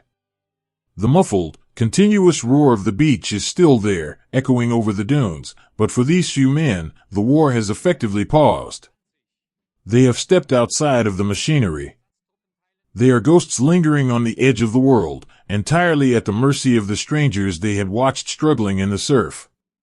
The vulnerability is absolute. There are no shadows to retreat into. There are no thick, curving walls to lean against for support. They are simply standing in the open grass, their empty hands reaching up toward the vast, indifferent sky. Every second stretches into an agonizing eternity as they wait to be seen, wait for the strangers to look up from the sand and notice the tiny white flag fluttering in the morning breeze. The older man does not waver. He stands tall, his broad shoulders squared, holding the rifle with the white cloth as steadily as a flagpole. He does not look out toward the beach with anger or defiance. He looks out with a deep, bottomless sorrow. He sees the scarred earth, the deep, smoking craters that have torn apart the familiar dunes, and he mourns for the beautiful, quiet morning that was lost. He turns his head slightly, looking back at the boys standing behind him with their hands raised. He sees their trembling fingers. He sees their wide, blinking eyes trying to adjust to the blinding light. He sees the beautiful, heartbreaking youth in their faces, entirely stripped of the fierce, unnatural masks they had tried to wear in the dark. "Keep your hands high," the older man whispers, his voice carrying softly on the sea breeze. "Keep them open. Let them see that we are empty. Let them see that we are just men." The boys reach a little higher, stretching their tired, aching arms toward the clouds. The young sentry looks down at his own hands. They are completely black with soot, scraped from the rough walls of the bunker, and coated in chalky dust. They are the hands of a worker, a builder, a boy who belongs in a quiet village, not holding the weight of a ruined world. He looks at his empty palms and realizes, with a sudden, overwhelming wave of profound relief, that he will never have to hold the cold, heavy steel of a weapon again. The fear is still there, lingering in the back of his throat, because the future is entirely unwritten. But beneath the fear, there is a deep, quiet, welling spring of peace. The agonizing responsibility of the long night has been lifted. He no longer has to stare at the ocean and wait for the shadows. He no longer has to listen for the footsteps on the roof. The inevitable has arrived, and he is still breathing. They stand together in the blinding daylight, a fragile monument of surrender. The wind rustles the dune grass around their boots. The sun warms the pale, damp skin of their faces. The white handkerchief snaps softly against the iron barrel. They are entirely helpless, stripped of their fortress and their commands, but in this terrible, beautiful moment of absolute vulnerability, they have never been more intensely, vibrantly alive. They look up at the endless, unbroken sky, letting the light wash over their closed eyelids, and they breathe the open air, holding on to the quiet, desperate hope that the world they are stepping into will be kinder than the dark they left behind. When the terrible machinery of the world finally grinds to a halt, all that is left behind is the fragile, trembling breath of the boys who survived it. You are standing in the blinding, beautiful light of the morning, your hands raised toward the pale sky, feeling the cool ocean breeze rush past your face. The older soldier stands just ahead of you, holding the heavy steel rifle upright, the small white handkerchief snapping softly in the wind. Behind you, the heavy iron door of the bunker remains open, exhaling the dark, dusty, chalky air of the long night into the sunlit world. For the first few moments, there is nothing but the vast, overwhelming expanse of the open air. The sky is so wide, so unbroken, that it makes you feel entirely weightless. You close your eyes, letting the golden warmth of the sun wash over your pale, soot-stained face. You listen to the distant, muffled roar of the beach, but it no longer feels like a storm meant for you. You have stepped out of the heavy, crushing current of the war, and now, you are simply a castaway resting on a quiet shore, waiting to be found. And then, through the drifting, swirling haze of the burning dune grass, the shapes begin to appear. They rise slowly from the deep, shadowed craters of the pulverized earth. They are silhouettes at first, dark figures moving cautiously against the blinding glare of the channel water. For months, you were told stories about these shapes. You were told they were an unstoppable tide of iron and malice, a sweeping, mechanical monster that would rise from the deep to swallow the coast. You guarded the dark, empty horizon against the phantom, terrified of the impossible giants that would one day come for you. But as the wind pushes the smoke away, the phantoms dissolve, leaving only the heartbreaking, undeniable reality of the morning. They are not giants. They are not monsters. They are just boys. They step onto the soft, shifting sand of the upper dunes, their heavy rifles raised, their bodies moving with a slow, agonizing stiffness. As they draw closer, the terrible abstraction of the enemy completely evaporates, replaced by an overwhelming, profound intimacy. You can see the heavy, dark wool of their uniforms, entirely soaked through with the freezing, salty water of the channel. You can see the pale, clinging sand plastered to their knees and their elbows, showing exactly how many times they had fallen and dragged themselves back up again. The young sentry, standing with his arms aching in the air, lowers his gaze and looks directly into the face of the first soldier to approach them. The distance between them closes to only a few feet. It is the very first time they have ever looked upon the face of the men they were fighting. And in that quiet, suspended moment, a breathtaking realization washes over the young German boy. He is looking into a mirror. The boy in the damp, green uniform standing across from him is just as remarkably young. Beneath the heavy, unfamiliar curve of his steel helmet, his face is smeared with the exact same dark soot and pale gray dust. His chest is heaving, pulling the cool morning air into burning lungs, matching the shallow, frantic rhythm of the sentry's own breathing. And his eyes are wide, bloodshot, and entirely haunted by the loud, vibrating terror of the dawn. They stare at each other, two boys separated by language and oceans, entirely bound together by the profound, tragic brotherhood of fear. The Allied soldier's hands are wrapped tightly around the wooden stock of his weapon, and his knuckles are completely white. He is trembling. It is a violent, uncontrollable shivering, born of the freezing water and the sheer, overwhelming exhaustion of the mind. The young German sentry recognizes that tremble. It is the exact same shaking that had taken over his own hands in the dark, dusty belly of the bunker just an hour ago. There is no hatred in the space between them. There is no triumph in the eyes of the boy who has climbed the dunes, and there is no anger in the eyes of the boy who has surrendered the concrete wall. When you have both been crushed by the exact same falling sky, the grand, sweeping reasons for the war seem incredibly small and entirely useless. There is only a deep, melancholic sorrow that they were both forced to endure it. The older German soldier, the quiet, gentle father of the dark, watches this silent exchange. He keeps his empty hand raised high, his posture completely submissive, but his eyes are infinitely soft. He looks at the approaching soldiers, seeing how they drag their feet, how they lean against the weight of their own canvas packs. He feels a profound, sweeping wave of paternal empathy. He strips away their unfamiliar uniforms in his mind. He strips away the heavy weapons. He sees them only as sons, far from their mothers, far from the warm kitchens and the quiet streets of their own childhoods. He knows that they, too, have carried folded letters in their pockets.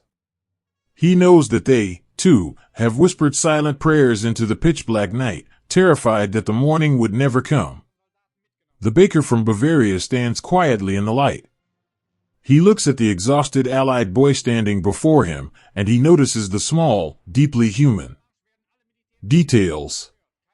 He notices that one of the boy's bootlaces is untied, dragging limply in the sand. He notices a small, jagged tear in the sleeve of his wet jacket. He feels a sudden, beautiful urge to simply reach out, to tie the boot, to mend the tear, to offer the same quiet, everyday kindness he would offer to a neighbor in his village. The instinct to care for the fragile life standing in front of him entirely overrides the memory of the conflict. The quiet stretches, filled only by the rustling of the dune grass and the gentle, snapping flutter of the white handkerchief. It is a terrifying, beautiful standoff of exhaustion. And then, a movement breaks the stillness. The young Allied soldier, the one whose hands are trembling so violently against his rifle, slowly takes his finger away from the cold steel of the trigger guard. He lets out a long, heavy breath, his shoulders dropping a fraction of an inch, surrendering slightly to the immense gravity of his fatigue. He looks at the young German sentry. He looks at the dry, cracked lips, the pale skin dusted with limestone, the sheer, hollow thirst etched deeply into the boy's face. He knows that thirst. He has tasted the exact same bitter smoke and the exact same dry, burning sand. With slow, deliberate, incredibly cautious movements, the Allied boy shifts the weight of his rifle, holding it loosely in one hand, pointing the barrel safely toward the earth.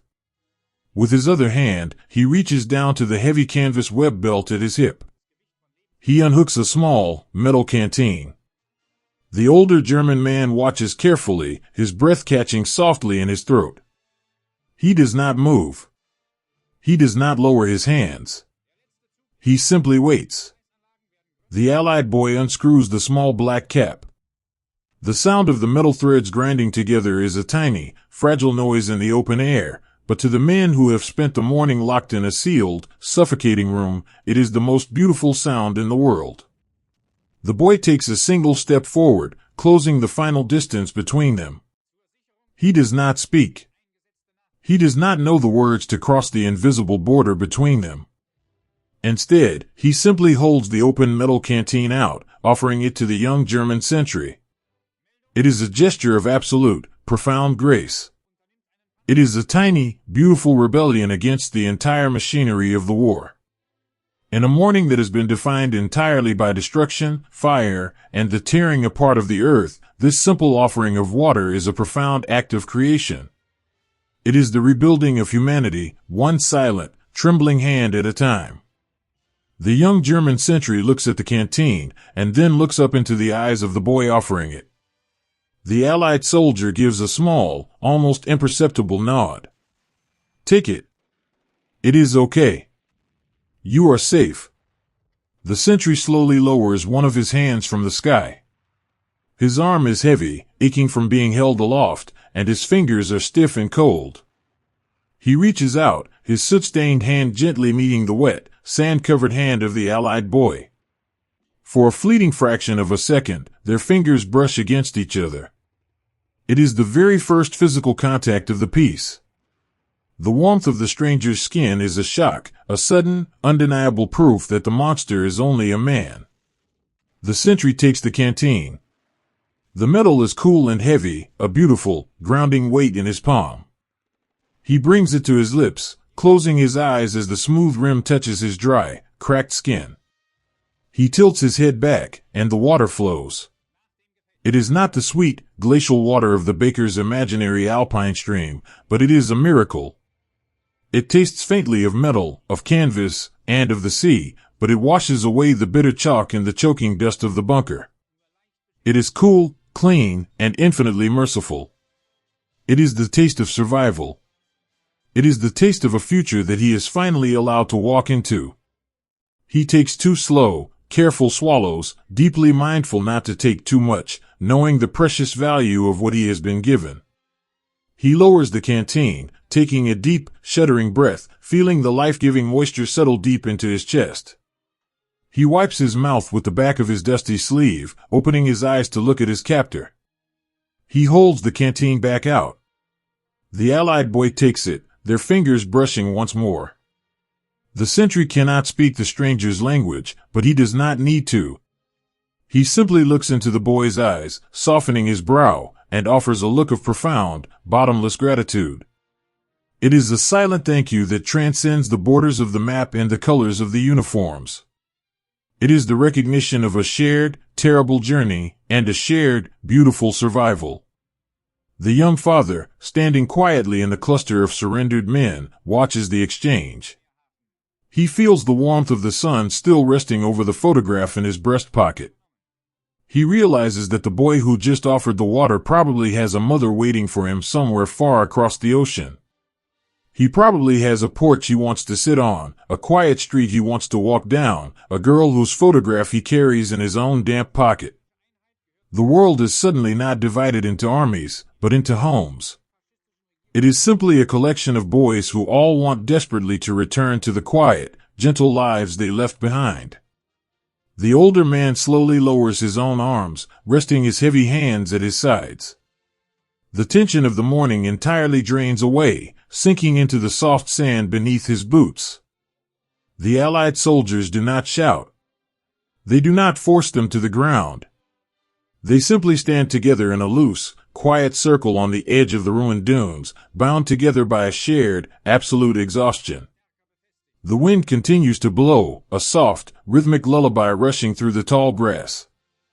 The sun climbs a little higher, burning away the last, lingering shadows of the night.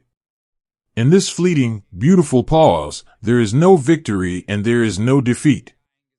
There is only the quiet, peaceful rhythm of young men breathing the same open air. They look at each other, their faces smeared with the same dirt, their shoulders slumping under the same heavy fatigue, and they find a deeply melancholic comfort in their shared reflection. They have all walked through the fire, and they have all stepped out into the light. The long, terrifying night in the dark is finally over. The heavy iron doors of the past have closed behind them, and as they stand together on the warming sand, drinking the offered water, they simply let the ocean breathe, ready at last to leave the coast behind. Even stone remembers the hands that touched it, holding onto the quiet echoes long after the boys have walked away. Follow them, just for a moment, as they leave the coast behind. The long, loose column of young men moves slowly away from the churning ocean, their heavy boots shuffling softly against the damp earth of the narrow country roads. They are walking inland, leaving the shattered dunes and the smoking beaches in their wake. The boys in the oversized gray coats walk side by side with the boys in the wet, heavy green uniforms. There are no lines drawn in the dirt anymore. There are no invisible borders to hold, no horizons to anxiously watch. There is only a profound, collective exhaustion, a heavy, dragging fatigue that binds them all together in a quiet, shuffling procession of youth. As they walk, the roaring voice of the English Channel begins to soften. The crashing of the waves against the sandbars fades from a deafening thunder into a low, rhythmic sigh, until eventually it is swallowed entirely by the rolling green hills and the tall, shadowed hedgerows. The sharp, bitter scent of burning cordite and pulverized limestone is slowly replaced by the fragrant, beautiful smell of damp grass, wild clover, and the sweet, ancient earth of the French countryside. The young sentry walks with his head bowed, focusing on the simple, miraculous rhythm of his own 2 feet, putting distance between himself and the dark. He reaches his soot-stained hand deep into the pocket of his trousers. His fingers find the small, carved wooden horse. He traces the smooth birchwood with his thumb, and for the first time in so many long, terrifying months, the carving does not feel like a desperate anchor to a memory. It feels like a promise of tomorrow. He is alive. He is walking under the open, unbroken sky. Beside him, the older soldier matches his slow, steady pace. The older man's broad shoulders have finally dropped. The terrible, crushing weight of the long watch has been lifted from his back. He looks at the young boys walking ahead of him, the baker from Bavaria, the young father with the photograph safely pressed against his heart, and a deep, quiet pride swells in his chest. He did not win a war. He did not hold a fortress. But he kept his boys breathing until the morning came, and in the grand, sweeping theater of human history, there is no victory more beautiful or more profound than that. One of the Allied guards, a boy with a terribly young, sunburned face and a torn sleeve, slows his pace slightly to walk beside the older man. The guard reaches into his webbing, pulls out a crushed paper pack of cigarettes, and offers one in silence. The older man accepts it with a gentle nod. A match is struck. The tiny, golden flame flares between them, illuminating their tired, soot-stained faces. They share the light. They share the smoke. They share the quiet, unspoken understanding that they have all simply survived the falling of the sky. Let us leave them to their long, slow walk home. Let us let them fade into the soft, golden light of the late morning, moving toward the rest of their lives. And let us travel back, one last time, to the edge of the world. Back down by the water, the great iron ships are still resting on the horizon, and the beach is alive with the heavy, chaotic machinery of the new day. But up here, hidden within the high, sweeping grasses of the dunes, the concrete fortresses stand entirely still. Step over the threshold of the heavy iron door. It has been left ajar, resting heavily on its rusted hinges. The door will never be locked again. As you walk down the long, curving corridor, the very first thing you notice is the change in the air. The suffocating, stagnant warmth of the sealed room is gone. The cool, salty ocean breeze now flows freely through the open doorway, sweeping down the tunnel, carrying the fresh, clean breath of the sea into the deepest, darkest chambers of the earth. The air feels lighter. The heavy, gripping anxiety that had soaked into the very walls has evaporated, leaving behind a profound and absolute peace. Stand in the center of the main vaulted room. The single lantern that had cast its warm, amber glow over the huddled boys has finally burned itself out, leaving only a pool of cold, hardened wax on the iron bracket. But the room is not entirely dark. The pale, silver light of the morning filters softly through the narrow observation slits, casting long, rectangular beams of illumination. Across the dusty floor. The silence here is no longer the terrifying, breathless quiet of waiting. It is the deep, hallowed silence of an empty cathedral after the congregation has gone home. Look down at the floor. The carpet of spent brass casings still catches the faint light, shimmering like a bed of dull, fallen leaves. But scattered among the heavy machinery of the defense are the fragile, heartbreaking artifacts of the humans who lived here.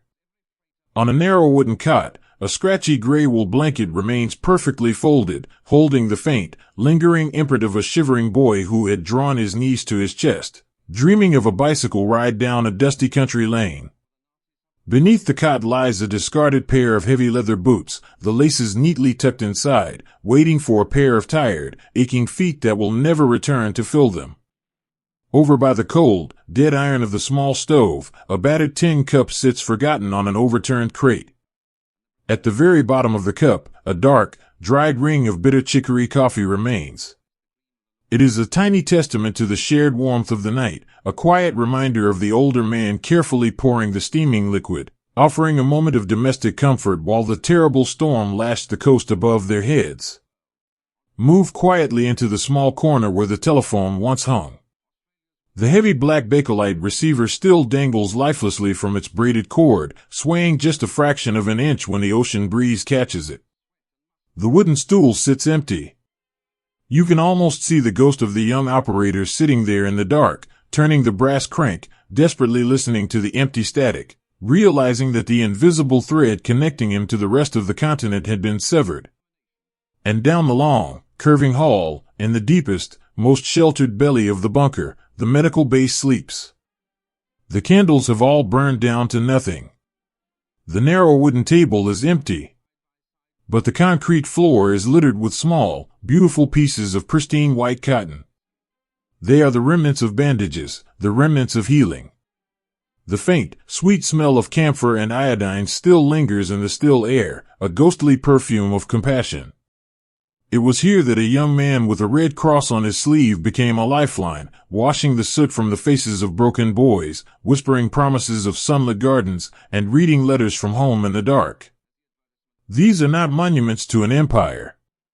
These heavy, weeping walls of poured stone do not remember the unit designations, or the grand strategies, or the sweeping lines drawn on the maps of generals.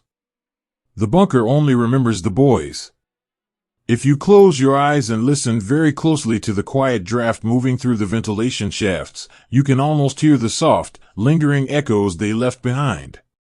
You can hear the rhythmic, hypnotic scratch of a fountain pen forming beautiful, looping letters on thin paper by candlelight. You can hear the low, melodic humming of a Bavarian folk tune, wrapping the frightened room in a blanket of home. You can hear the soft, synchronized, shallow breathing of young men leaning against each other in the blinding, choking smoke, holding hands in the dark to prove they were still alive. You can hear the gentle, rumbling voice of the older soldier, cutting through the thunder of the falling sky, whispering, "Breathe. Just take a slow breath. We are together. We are still together." The heavy steel rifle still leans against the wall near the doorway, exactly where the older man left it. The small, white cotton handkerchief is still tied firmly to the iron barrel. It hangs limply now, resting against the cold stone, its desperate, beautiful purpose entirely fulfilled. It was a torn piece of fabric that begged for life, and life was granted. Time will eventually come to claim this place. The bunker cannot hold back the slow, patient, unstoppable march of the earth. The golden sand will continue to blow through the narrow observation slits, piling higher and higher in the corners of the room, slowly burying the empty brass and the discarded blankets. The salt from the sea mist will eat away at the heavy iron doors, turning them a vibrant, beautiful, burning orange as they rust open to the elements. The roots of the dune grass will eventually find their way down through the hairline cracks in the thick concrete roof, weaving a tapestry of green over the gray stone. The heavy winter storms will lash the coast, and the spring rains will wash the chalky dust away. Slowly, year by year, decade by decade, the earth will swallow the fortress. It will become just another rolling hill looking out over the water, a silent, overgrown mound of memory hiding in the tall grass. But the ocean will always remember. The sea rolls in and out, brushing against the sand in an endless, sweeping hush. Hush. Hush. It is the exact same lullaby that the boys listen to in the deep, quiet hours of the night. The water does not care about the flags that were flown or the uniforms that were worn. It simply washes the shore clean, twice a day, every single day, offering a continuous, beautiful rhythm of renewal. The long, terrible night is finally over. The thunder has passed. The sky has stopped falling, and the impossible armada has finished its work. The world has shifted completely on its axis, moving forward into a new, uncertain dawn. But down here, in the cool, damp, and empty belly of the earth, there is only peace. The ghosts of the bunker are not restless.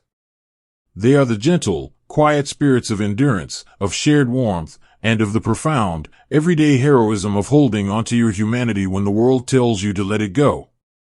The sun begins to set over the English Channel, casting long, golden beams of light over the rolling water and the quiet, empty dunes. The light reaches deep into the open doorway of the bunker, resting warmly on the stone floor one last time before the evening comes. The boys are safe. They are walking far away, carrying their carved horses and their folded photographs back into the light. And the bunker simply goes to sleep, a quiet, hollow shell resting on the edge of the continent, holding onto the whispers of the long night, dreaming forever of the beautiful, ordinary morning when the doors finally opened and the terrified children inside were allowed to step out of the dark.